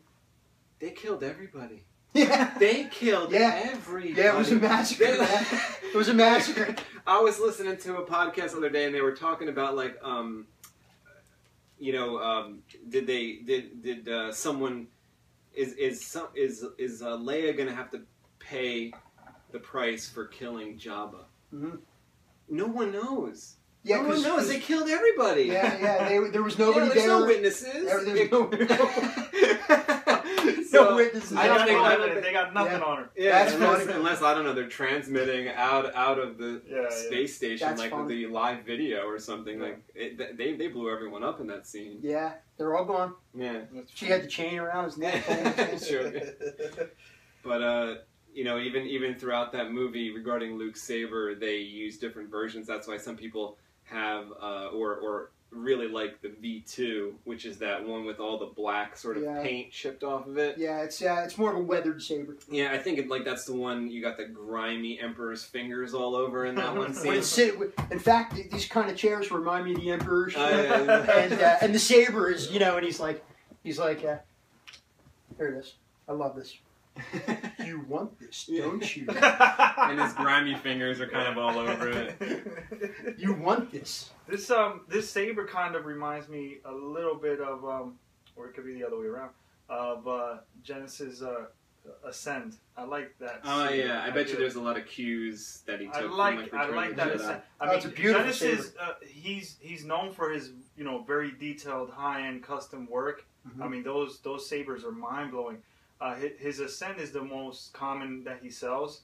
I guess those are the ones he kind of mass produces or whatever. Mm-hmm. But I'm very attracted to that Ascend, and I always thought if I can get my beautiful hands saber, on those, beautiful. And you can customize it too. So you have a special powder coating on your saber, and everyone that has the Ascend likes to get it customized in a certain way, or he'll even make customize the colors. I think now he's doing sandblasting, some engraving on some of his stuff. His engraving work is just some of that stuff looks super crazy. Oh, I'm always blown away by real that. Detailed, intricate. Because that's something that I don't think of really. Like when you know what I mean? Like I only see it after the fact. I'm like, oh my god, engraving. yeah. Like the one thing I want to get into, you were talking about the lathe before.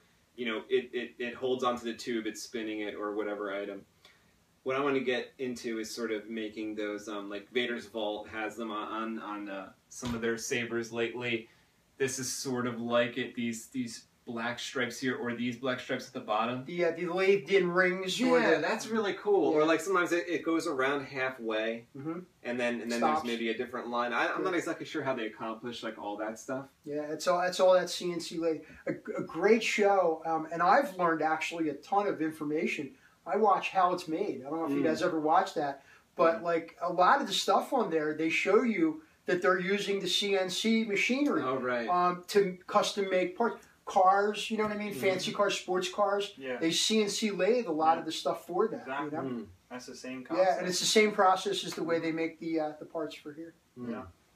I am really intrigued by that Ascend. I hope to get my hands on one. Yeah, like I've seen ones with like copper accents and different accents, like we mentioned the engraving. That's pretty cool. I saw one that was like a Celtic engraving. I saw that too. Or something. Like every time, if you guys don't subscribe to, maybe there's some certain saber channels that we could like sort of shout out. Like I like Genesis Custom Sabers. So every time he posts a video, it comes through my feed. I watch it. Yeah, I get it too.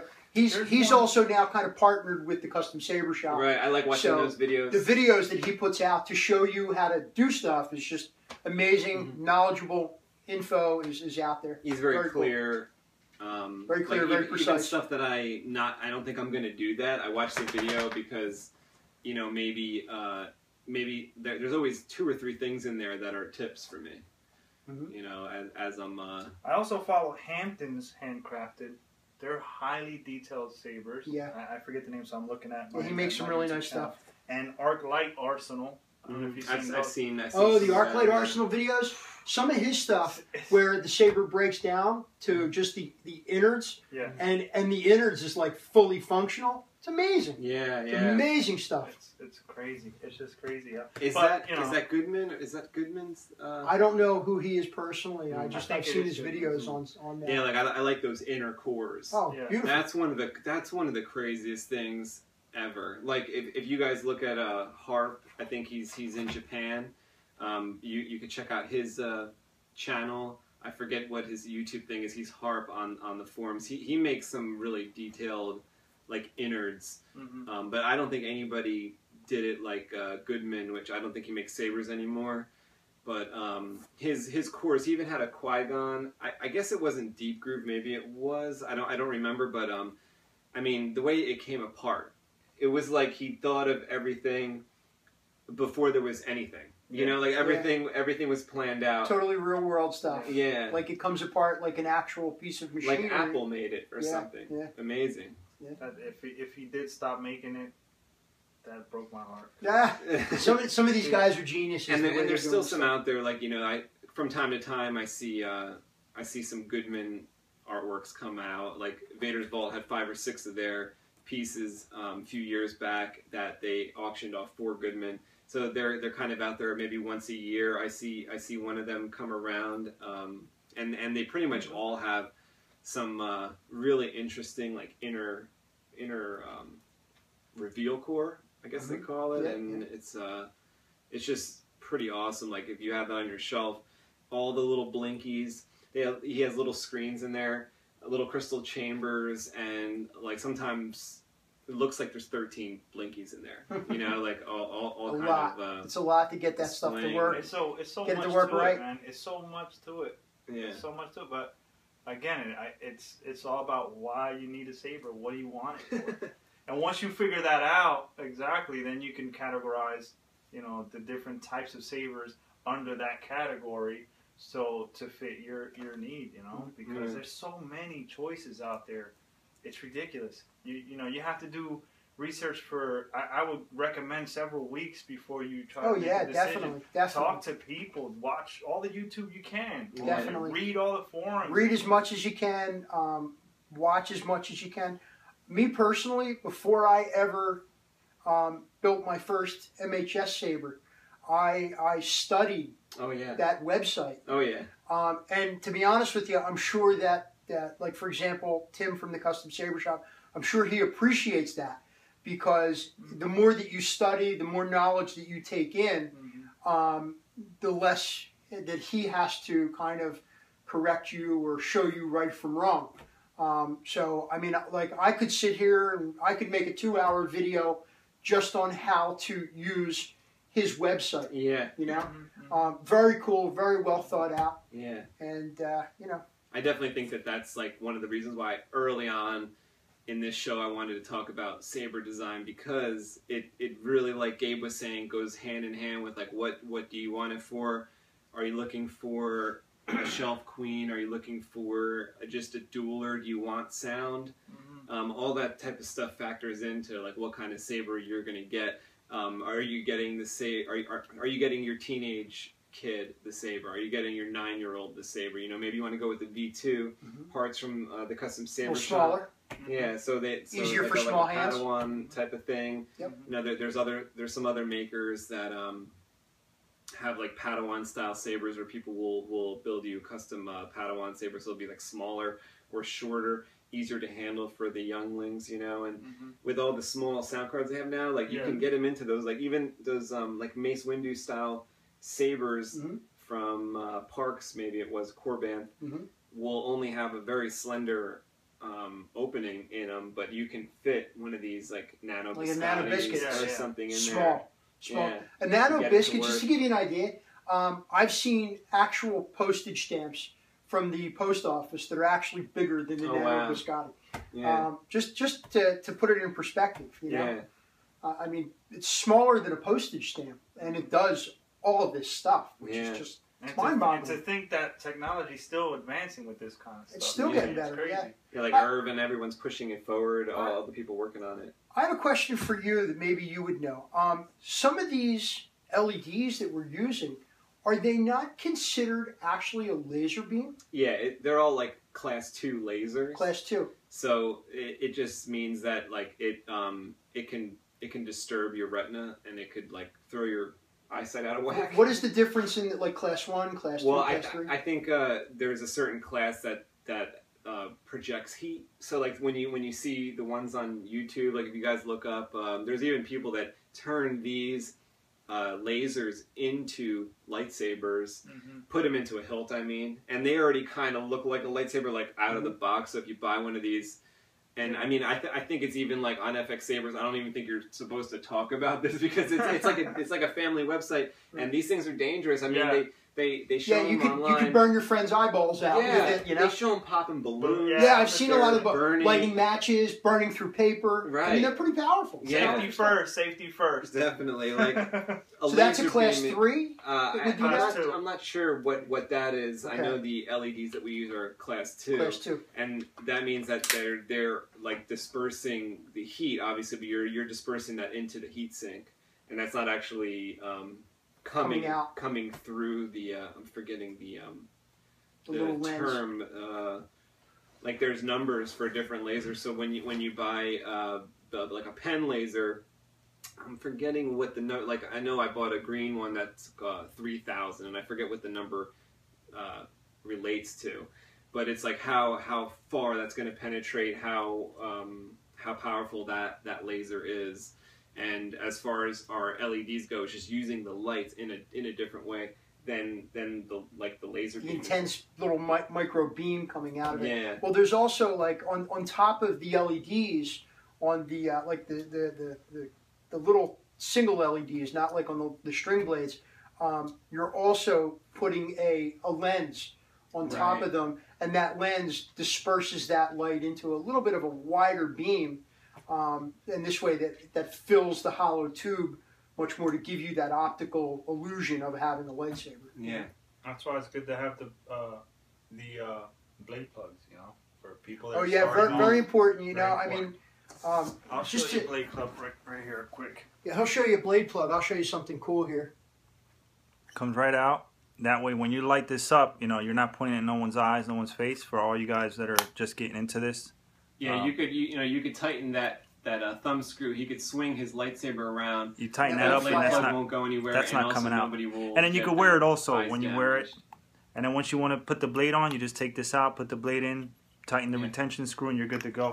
Check this out. I'll show you something cool here. I'm going to direct this into the camera. I hope I don't burn out your camera lens. That's just kind of direct coming out, and that light is dispersed with the blade plug in there. Now I'm going to unscrew it, and I'm going to slide the blade plug out, and that's no blade plug in the Saber, just to give you an idea. You don't want to look at that. You don't want to have that going directly into your eyeball. Now, so we all use these blade plugs, which diffuses that light a little bit more and makes it a little safer for people. Yeah, and they all come in different sizes. Yeah, one thing cool. So you always have to order or cut it to the length. Yeah, it's usually made out of a piece of a blade. One thing I like, this is my own little design. I'll show this up close.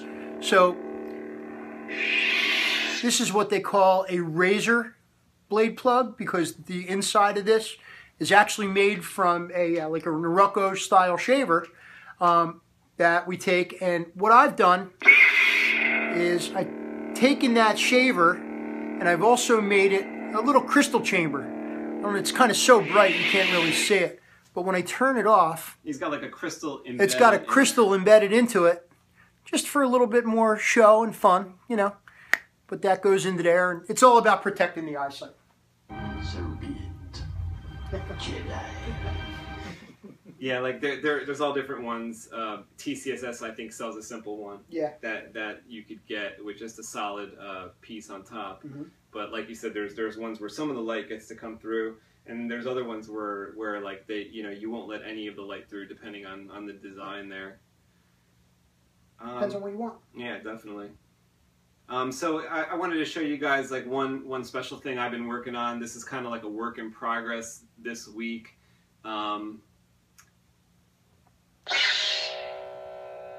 This is like another like multicolor type of string blade. Now, the power in my Qui-Gon hilt using these 14500s, I think I need more MAH or like more voltage or something going to it so it reaches the top. Obviously, there's some power loss as these multicolored LEDs, which are throughout the blade, are not kind of starting to change towards the, they're not transitioning at the top. So I'm kind of working on that. I just finished this blade last night, and it tests good, but in the Saber, not getting quite enough power. Although when the battery runs really low, like as you can see, did you see that? It's trying to reach. It's trying to reach. Now there's a red string in this blade as well that's gonna pop on for the flash on clash. So since we have this RGB setup, the red flash strip never changes. It's always red. But when you activate it, it's going to mix with whatever color's behind it, kind of. So sometimes we should see like a yellow flash. Sometimes we're going to see like a purple flash. So right, you see the red.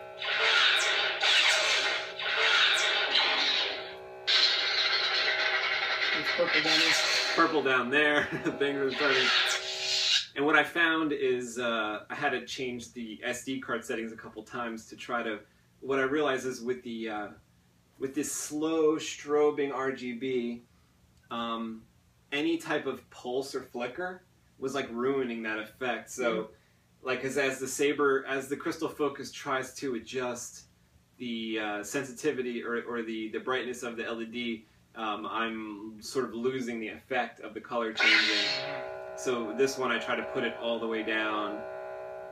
And I think what the cool thing is, mentioning these different lightsaber designs, different sort of runs, and I talked about my Jason Solo lightsaber. Jason Solo in the comics and in the books, he had a sister, Jaina Solo, who maybe they're adapting these characters for the new movies, kind of Kylo Ren and Rey or whatever, could be similar characters.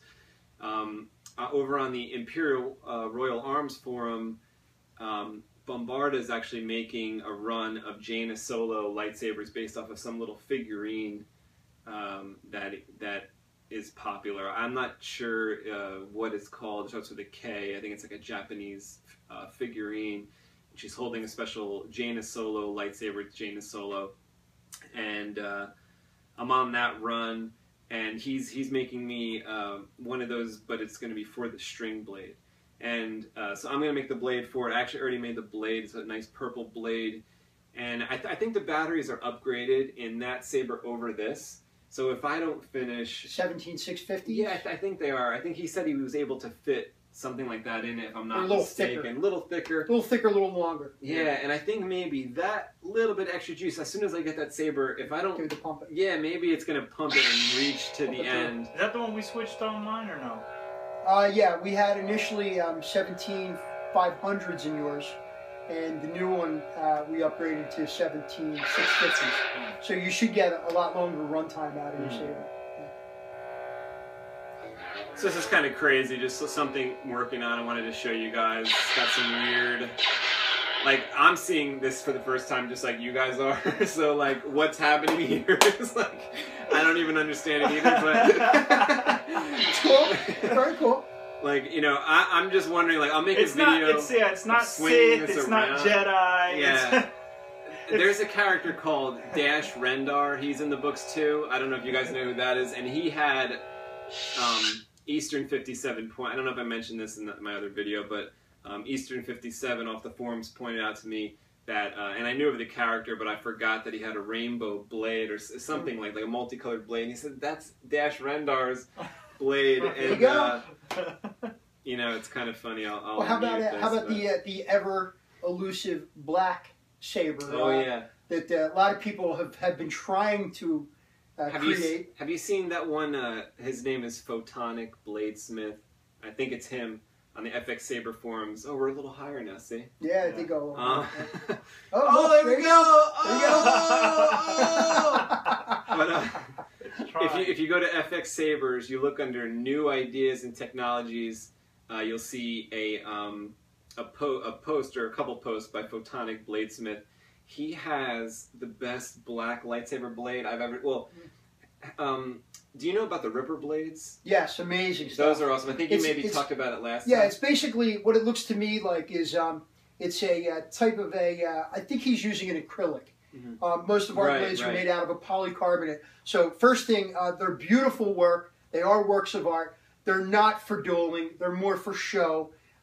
It just... what it is... He takes this blade, and the Ripper blade is, he can make it look like any kind of style, like different types of blades. He can make a thicker blade, a thinner blade, but most of those are like, instead of a round blade, they look like flat. A sword. Yeah. It's a sword, yeah. And it looks like the cartoon. Yeah, it looks like in the cartoons. It's got the and they're etched. lines. It's got the etching lines in it. It almost looks like power coming out, or like lightning coming through the blade. Yeah. And when you turn it on, it lights up. and that those etching lines in there really give it a nice look to it. Very cool. I think his name is Gary Ripper. He goes by it on Facebook. Yeah, and I think he goes by Ripper on the forums. Yeah. But on the post I was mentioning, Photonic Bladesmith has the best black lightsaber blade, which is actually, I mean, this thing looks mega. It's like some kind of piece of foam, and it rotates around.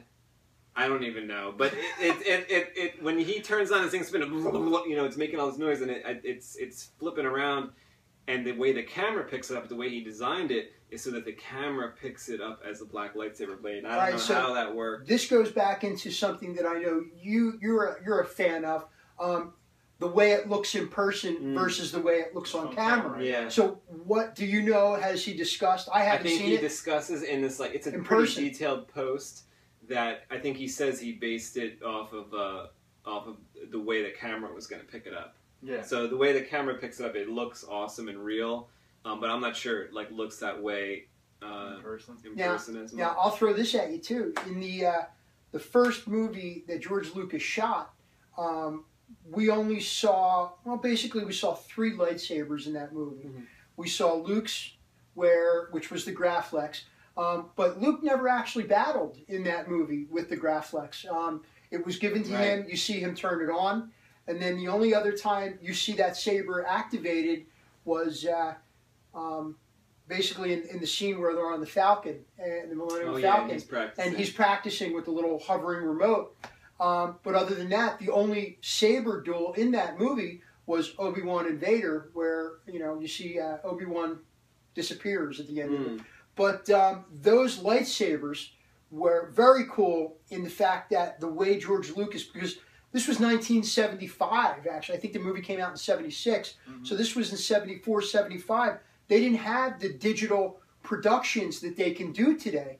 The CGI stuff. The CGI stuff. Well, from what I understand, the way they made those lightsabers, the blade is actually like a rod coming out of it, and the rod was actually spinning. It has like a reflector foil or something on it. They tried a few different materials. Yeah, and the blade is actually spinning very fast, and then they hit it with a light, and the light reflects off of the blade itself and then bounces back into the camera, which is a really hard technique, And then I think also that... They have to paint over it kind of every frame. What they did is they took it frame by frame and they colored it in a little bit just to give it a little bit more effect, which now what they've done, Lucas over the years has gone back and fixed up a lot of the mistakes on the original movies. He puts out a new version of the movie.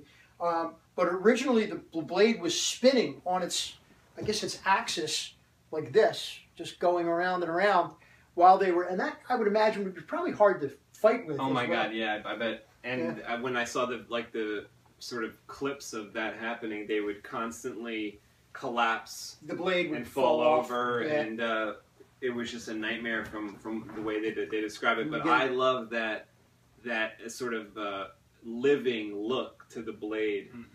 The shimmer. Yeah, and just the way those original ones, they probably updated it for these new releases. Like the Blu-ray might be crisp and clear. I haven't seen the Blu-ray, but at least in the originals, it was so weird looking that it did look like this guy has a laser sword. Yeah. And then this thing is like flickering on, and it looked like it was flickering, and I really loved like the heavy, the crystal focus and all those other boards that Plector Labs makes will give you any type of flicker or any type of like you can adjust things going back again to the Rice program. You can adapt, you can adjust things like blade flicker, blade shimmer. By doing that, patterns, all light patterns. By doing that, it actually gives you that effect, and that's what we can do today. Where they didn't. I mean, you're talking, 76 to 2015. There's a couple years span in there, and they've gotten a lot more technical. The guys today, when they're filming these movies, I believe they're just using a graphite rod in their saber that they're drilling with, or a metal rod. I forget what that's called. I forget what it's called too. And then they go back in later in post production and they add the light and the color and the flicker, and that's CGI work. Is just amazing what they can do today. Definitely. Yeah. That's amazing. It's crazy with all the technology, all the stuff you could do now. I mean, I know. well, everything we're talking about here, I mean, is based on, you know, what we've experienced up until now with what obviously the technology has allowed us to do with working with sabers, and like you guys love to tinker and solder and stuff like that. And then here comes Saber Forge changing the game basically with the plugs. You know, you just plug it up, you can mix it up. You know, that's great for those guys. And I mean, me personally, I'm not against taking that adaptive saber stuff and designing the saber, but I like the plector board, and a lot of guys do that. They'll get the empty saber, take it home when they get it, and then modify it and put their own boards in it. I agree with you. I gotta admit, I completely love the fact that Saber Forge came up with this idea. It is to me a little bit reminiscent of what MHS was doing, and they just built on that, made it better. I want to say that. But I do love the freedom you have with the crystal focus, the options you have. There's so much you could do. There's so much you could do. It's crazy. I mean, you have to experience it for yourself to get a crystal focus board. It's almost like, I mean, I even appreciate when I get a saber made by somebody else and they have gone through the trouble of sort of hooking up all your settings for, you know, like when you look at like Mad Cat's videos, I'm sure he does it. I've gotten a couple sabers from him. Saber comes perfect. You know, you get a saber from Vader's Vault. They have set up that card. You don't have to do anything because, let me tell you, if you do want to go in and you plug that card into your computer and you start changing sound fonts, the next thing you know, it's 3 hours later. You know, things are beeping. You're banging on the desk. I've gone through it. You know, and finally, you know, after some time, you know, you get the settings the way you want. But it's really nice when you get one of those high-end sabers, or you get one of the sabers that someone configured for you, and it's just you're so happy with the way that is. I had a night where I spent probably 3 hours. I changed the boot sound on one of the sabers on one of the plector boards. It's satisfying. It's very cool when you get it finally. You're like, fuck. But I actually spent about 2 or 3 hours because I didn't want the initial boot sound that came with that sound font. I always like to change that. I wanted the second one, so I deleted the boot and then I put the second one in. Yeah. And every time I turn the saber on, the plector boards, they will beep if something's not right, and then the board won't boot up. It won't turn on. So for 2 or 3 hours, and all it was, my simple mistake, when I changed the boot sound, I left the number 2 after it said boot 2. It's not going to work. It's not going to work because the board, the computer is looking for the word boot to play that sound. And mine said boot 2. So all I had to do was delete the number 2. And 2 hours later... you have to go through and search. It's like a needle in a haystack sometimes. This is what I guess, but what I see is what SF is doing with this stuff now, where it's they keep it simple. You're still getting the same good quality, but they keep it simple. However, with that being said, again, once I experience that I have way more options with the crystal focus, it's just I don't know. Then if you want to go simpler from that, like we were saying, you can get like that Nano Biscotti, which is maybe simpler to it's less features. So I don't mean to be hung up on the crystal focus. It's just that's the one. That's like the top. You know, that's I went from just the one font. Although you can get up to 2 fonts with the Saber Forge if you get a higher tier, obviously. But I got the one font, and I went from that straight up to the highest of the highest, best of the best. I didn't work my way up. So I basically got spoiled, to put it that way. Well, I mean, not to knock you at all, but we lucked out. You and I became friends, and I've been doing this a long time. So you have the experience of coming to my place. You'll hang out with me while I'm working on the sabers. I appreciate it. I enjoy the company while I'm sitting there tinkering.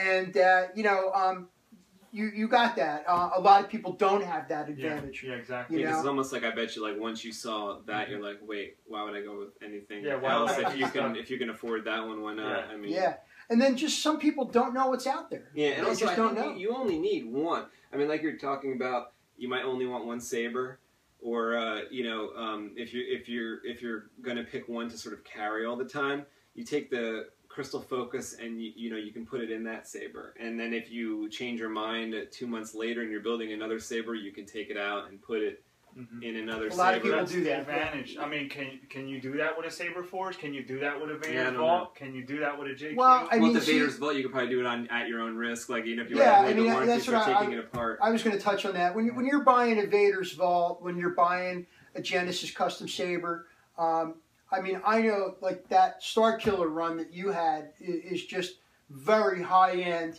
It was very. I think they were into $2,000 to $3,000 a piece. I think some people paid that, but original was like $1,600 or $1,500. It's a lot of money. So I don't know how quickly it'd be like going out and buying an Apple computer and saying, let me take it apart and see if I can. You know what I mean? Yeah. So a lot of people, that's why they have. They'll turn it on. They'll turn it on. They'll use it, but they ain't open it. And then of course, it'll also void your warranty basically with a lot of these companies. You start tinkering with it, and then something happens, and you send it back to the manufacturer, and the guy like looking at it, and there's wires missing and wires cut. And, I mean, even Harris. I mean, we're like best friends. I mean, we're neighbors. We hang out all the time.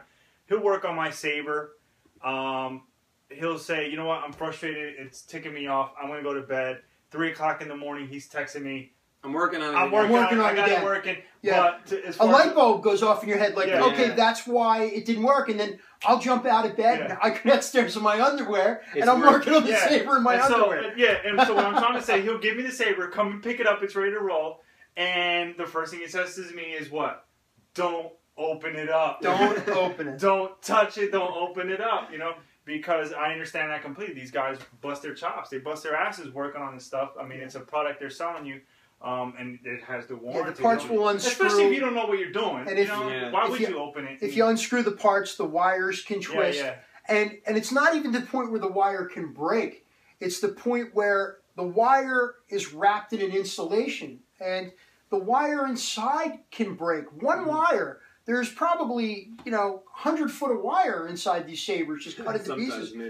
Maybe more. And then, one little wire breaks, but you don't see it because the break is actually inside that insulation wrap.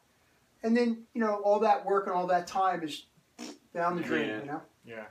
And I don't mean to knock any of the companies that I mentioned with saying, if you can't do this or do that.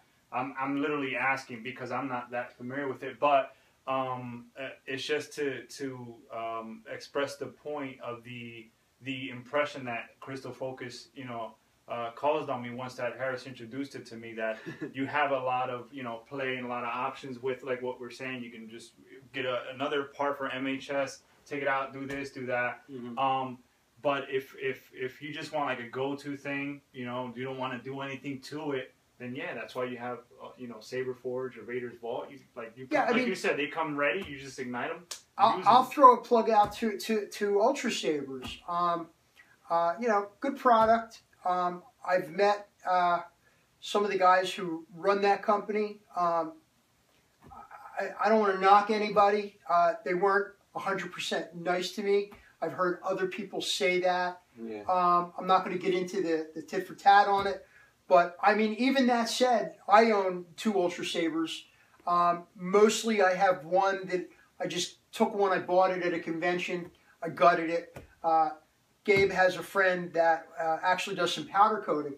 So after I gutted it, we took it to him and he powder coated it. So it looks a little fancier. And I'm going to eventually rebuild that and put a Crystal Focus in that, or something else, or a Nano Biscuit or something. Yeah, because you can customize. You can customize it, and then I also got an Ultra Sabers. It's got a soundboard in it. I want to say it ran $250, $225. They're available. They're easily available. They have a beautiful booth set up at conventions, and they have stuff there, and you can pull it out and try it, and everything's got a price tag on it. So with the different versions and different things and different lights and different soundboards, it adjusts the price. I bought my son one of those, and my son's 10. He's very careful with his toys. He knows that's his saber, and he's allowed to take it off the shelf. It sits on the shelf with mine. He doesn't have to ask me, but if he touches one of my MHS sabers, There better not be a he's fingerprint. dead meat. There better not be any fingerprints. They're on all it. polished to the nines. Yeah. But my son loves his Ultra Sabers. We go to conventions. He dresses up like a Jedi. I dress up like a Jedi. He dresses up like a youngling. It's great. We love meeting people, love talking to people. We turn the sabers on. We pose for pictures. You know, it's a lot of fun. I think you should look for Vader's Vault next time. I think that they go to the conventions a lot of the I time. haven't seen Vader's Vault. Yeah, I'm not sure where they're based out of, but I know like I go to the conventions. We're based out, like right now we're in Neptune, New Jersey. It's about an hour away from, right on the edge of Philadelphia. I'm from Philadelphia. Gabe's from Trenton, which is about 20 minutes outside of Philadelphia. I now live in Bucks County. But I'll go maybe as far as New York or Philly for a convention. Although Gabe and I, we're talking maybe next year, and maybe you'd be at or Florida, San Diego Comic Con. Yeah. You know, the big I've one. been It just thinking happened a about month ago.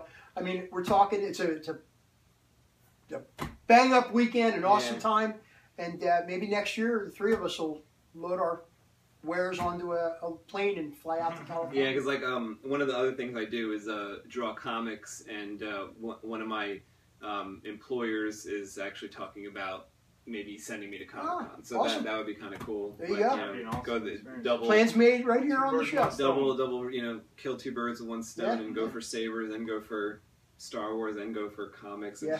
I can't beat that. Yeah. Yeah, it's like having fun at work, playing at work. Very cool. Yeah. You might see us next year at Comic-Con, San Diego Comic-Con. Yeah. Yeah, but you know, I think today is a great talk about the different types of sabers because there's so many usage, I guess, for them. Mm-hmm. You know, there's so many options out there to use them, dual, show them, like what you call them, a shelf queen, was it? Yeah, shelf queen. That means it sits on the shelf and looks pretty. That's hilarious. Yeah, but that's awesome. I'm lucky to have met Harris, and I'm glad that I was able to do the research necessary to be able to make the decision. I'm completely happy with the decision. You've learned so much. Yeah. You know, and I'm learning also. I mean, like, you know, Gabe's learning from me. I'm learning from Anthony. You know, it's just, it's very cool. You know, and we're fast friends. Yeah, and there's sabers at every single price point. You know, you can go with those $100 ones from like Toys R Us, like they're made by Disney or Hasbro or MR. Or this is actually this is actually and they're great. You know, replicas. they're actually, I think they start when they come out. They're like $125. Now they can go to $500. Well, the point is once they do the run of them and they're not made anymore. Then, you know, you have some people who buy it and just want to upgrade to something. Yeah. You know, but then you have, I was surprised that they weren't all plastic or something. No, this is metal. There are plastic, like the center band on this is plastic. But the bulk of this, it's metal. Has some weight to it. Like you said, you can convert it, and you wouldn't have thought that $100, $150 item would be worth to take apart to put in. But they're all metal. A lot of it's metal, and they're well made. Very well made. I've converted a lot of them. Very well made. They're really cool. I'm very partial to the Custom Saber Shop. I'm very partial to Tim. He's always been there. Anything I ever needed, he's my go-to man, as is Irv and Rob Madcow. But a neat little feature I'll throw out there. If you buy one of these master replica sabers and you want to convert it to an LED type saber, that you can bash around and have a better soundboard. The sound quality on these originally isn't really great. It's not very loud. Right. It's kind of rudimentary. Yeah, it's entry level. It's something, you know, but it only has like 2 or 3 different sounds on it. A lot of guys will take these, take them apart, and rebuild them and modify them. And Tim, the Custom Saber Shop, if you go up to his page over on the left-hand side, there's all the different pages lined up. And there's a little tab, it's called Conversion Kits. Oh, right. And he actually sells an actual conversion kit that has all the metal pieces in it to help you take this apart, gut it, get rid of the original stock electronics, and rebuild it. It's not for the weak-minded. It's not for the faint of heart. It takes work. If you're a tinkerer and you know, great. You know, a lot of people, I've seen a lot of people take these apart and then can't get them back together. Yeah, so they'll go to people on the your boards. workbench for a year. Yeah. It's no big deal. Yeah. It'll But, sit there empty until you send it. You know, you could send it to somebody like you go on FX Saber forums. You go on one of these forums. I know another place I subscribe on YouTube is Lord Bane. I think it's LB Custom Sabers is what, and you know he'll always show. Sometimes his video like it's a little short. I want a long video, but sometimes when he does a conversion, I know there's not a whole lot to say about it. It might be 2.5 minutes long, but it's cool to see that he does a lot of the conversions. He'll show you in the video real quick. You can, if you're new to sabers, that might be one of the cool places to start. Is when you start looking at the forums, you can look at some of these conversions, some of the people that do the conversions, because then you know it's sort of they're the movie saber, and it's not too much money. Yep. So you can start there, and it's almost like what you guys were saying. You open up kind of a huge can of worms when you get into sabers. I know you guys met over sabers. I had a friend I was trying to get to. My friend at work, he might watch this video tomorrow. I tried to get him, to when I was getting into sabers in like 2009. Well, I was always into it, but this deep, and I tried to get him into it. And it was sort of like, at one point he's like, you're getting too crazy. So some people drop off. But isn't it good to know that there's crazy people like us out there also? Yeah. So like, it's nice to meet you guys, and then to know that, I knew you're not the there's only those one. people on the forums too. to have some local guys. It's good to know we can lose our sanity together, right? But you can get pretty deep, and you can look at all that stuff on the forums and just go for days and days and days and months and months and months, and still not see even half of what they have on one forum. There. So, well, your videos, the Saber Talk podcast type video that we're doing here, it's going to really help people out. They're going to learn, and you guys can get in touch with Anthony. I'm Frank Harris at AOL.com. 1 R in the Harris, FrankHaris at AOL.com. I'll help you out if I can. You learn and watch these videos. They'll be online for you, and there's a lot of information out there to obtain. And for you guys, I'll put my email in the description of this video if you guys want to email me, or just write something in the comments, or send me a message if you want to tell me something privately or whatever, just get building some saber, or get an order and get your saber. If you have one of these type of cool props toys, I'm sure you're already expensive having fun. Toys for big boys. Something else I want to add too. One final thing I'll say: if you do the research and you read, you watch the videos, you ask questions, you send emails, you make phone calls. Whoever you talk to, once you do all your research and you find, in your mind and your heart, the style you want, the most effective one for you to use, or if it's going to sit at home, whatever you decide to do, open carry. Do not be afraid to carry. I'm serious. I see so many awesome, face-melting sabers online.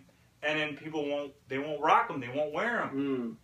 Because it's. And that might be a good way if you are a custom saber enthusiast and you see someone else. I don't think you'd be able to help yourself by going up to them and talking about it, especially if you recognize it as something from the custom saber shop or something that was a little different than. It's just that I don't, and I didn't understand it, so I started doing it with Harris. I didn't. It kind of made me realize, like, why go through all of that anxiety and stress of, worrying about a saber, and you finally get that thing, and you're like, you're up till 3 in the morning, doing this, and if you're going to do that, go all out, be proud of it, be proud of your work if you got a custom built one, if you did it yourself.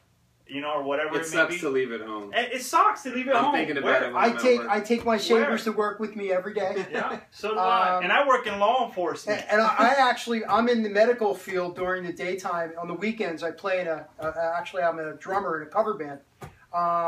and I wear my saber to work, and my bosses think I'm a loony bin, but they're kind of intrigued on the same token. Yeah. You know? So It's awesome, it's very cool. You'd be surprised the reactions you get. Yeah, you're gonna get some stares. You're gonna get some laughs. Whatever.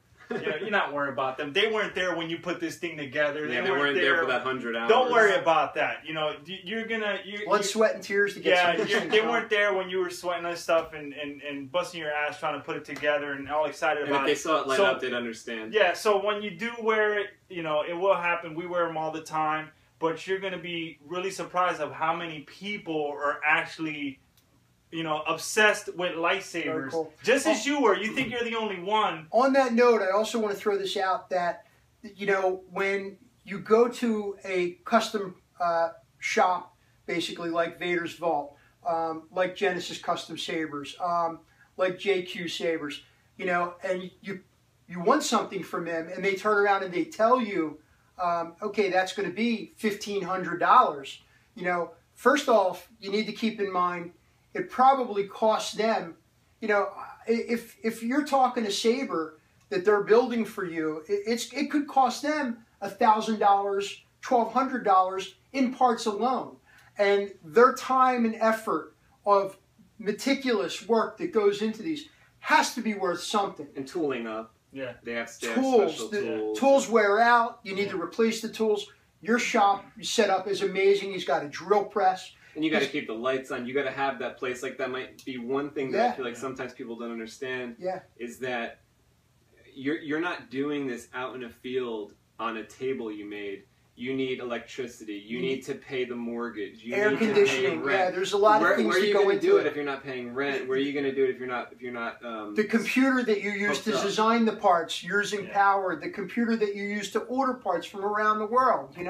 The shipping to get stuff shipped to you so that you can customize it, modify it, and rebuild it, and do it for somebody else. And that adds up when you have parts coming from all over the world. So you have this part coming from France, you have some things coming from Seattle. It was my Saber Forge that I got it looking like this when I received it. It was already, this was the design. I didn't design this. Yeah, and that was a pre-built saber. That was a pre-built saber, and I couldn't wait to wear it out in public. So my custom that I designed this on the MHS. It's even more. It's even more, and it's like a slap to Matt Cal's face. With all the details, for example, and you won't wear it. And I don't mean to be picking on anyone. I'm just saying that's just me. Go all out and wear your saber. Yeah. The point that we're getting at is don't be afraid of as I call it, sticker shock. These things, they are expensive. They're and they're not for everybody. I realize I'm a 50-year-old man with 2 professional type of jobs that I do. I work very hard. And I play hard, and I spend my money. This is what I like. You know what I mean? There's going to be a 15-year-old kid that's flipping burgers at McDonald's that he can't drop $1,500 on something like this. So that's where Saber Forge has a saber that's already put together and has a lot of nice features for it. That's where Ultra Sabers has a saber that's already put together. And also keep checking the forums because I've seen some crazy deals. Oh yeah, people sell. I just mentioned that on the way here to Harris. I said now with the new adaptive saber part, I'm seeing so many sabers up for sale right now. A lot of people are selling their stuff on the Facebook pages and the forums. And now's the time to buy. They'll sell their stuff to turn it and flip it into something else. Yeah, or some people really need a quick money, and their hobby thing has to be the first thing to go. Yeah, tough time. And I saw there was a saber on FX a few months ago, and if you check every day, and sometimes these are for sale for a few days before they sell, was like a crystal focus lightsaber was like $460.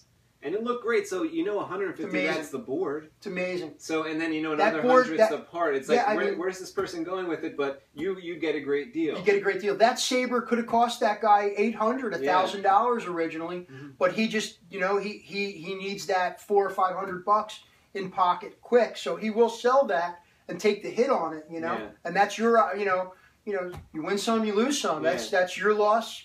His loss, your gain, is what I'm trying to say. And a lot of those boards that we discussed, they're not as expensive as a crystal focus like the Nano or the Petit Crouton. You could really find some under $500, even under $400 really nice lightsabers.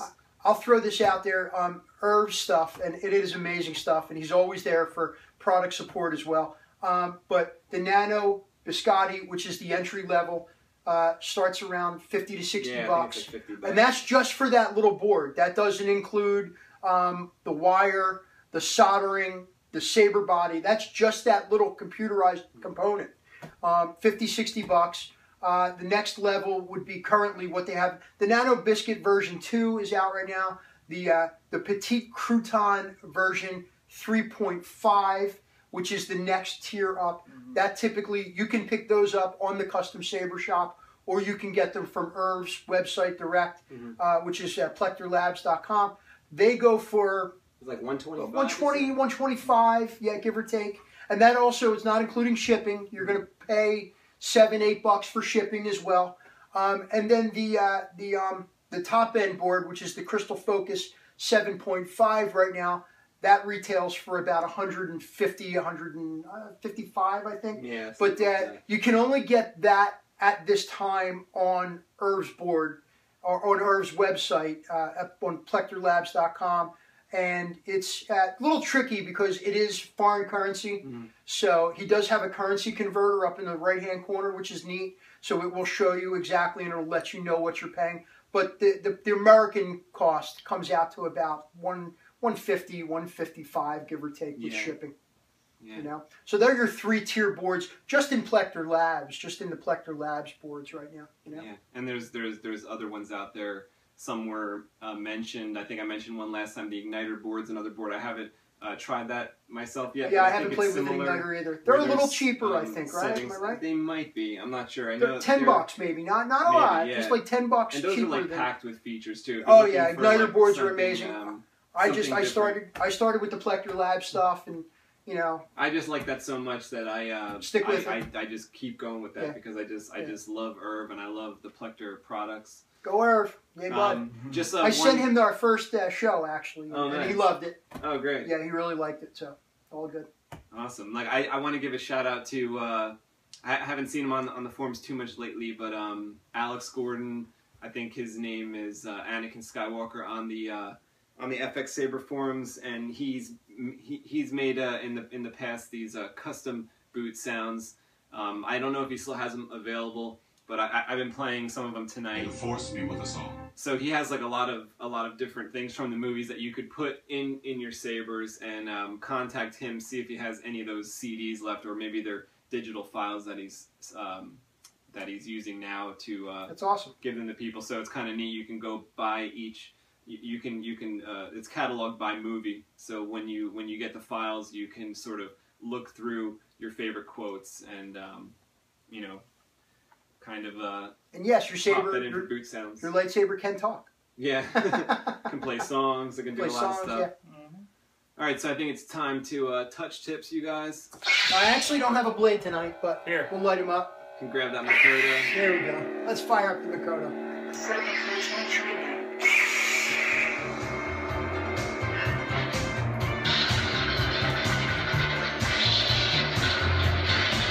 Thanks for watching, you guys. Come back next time.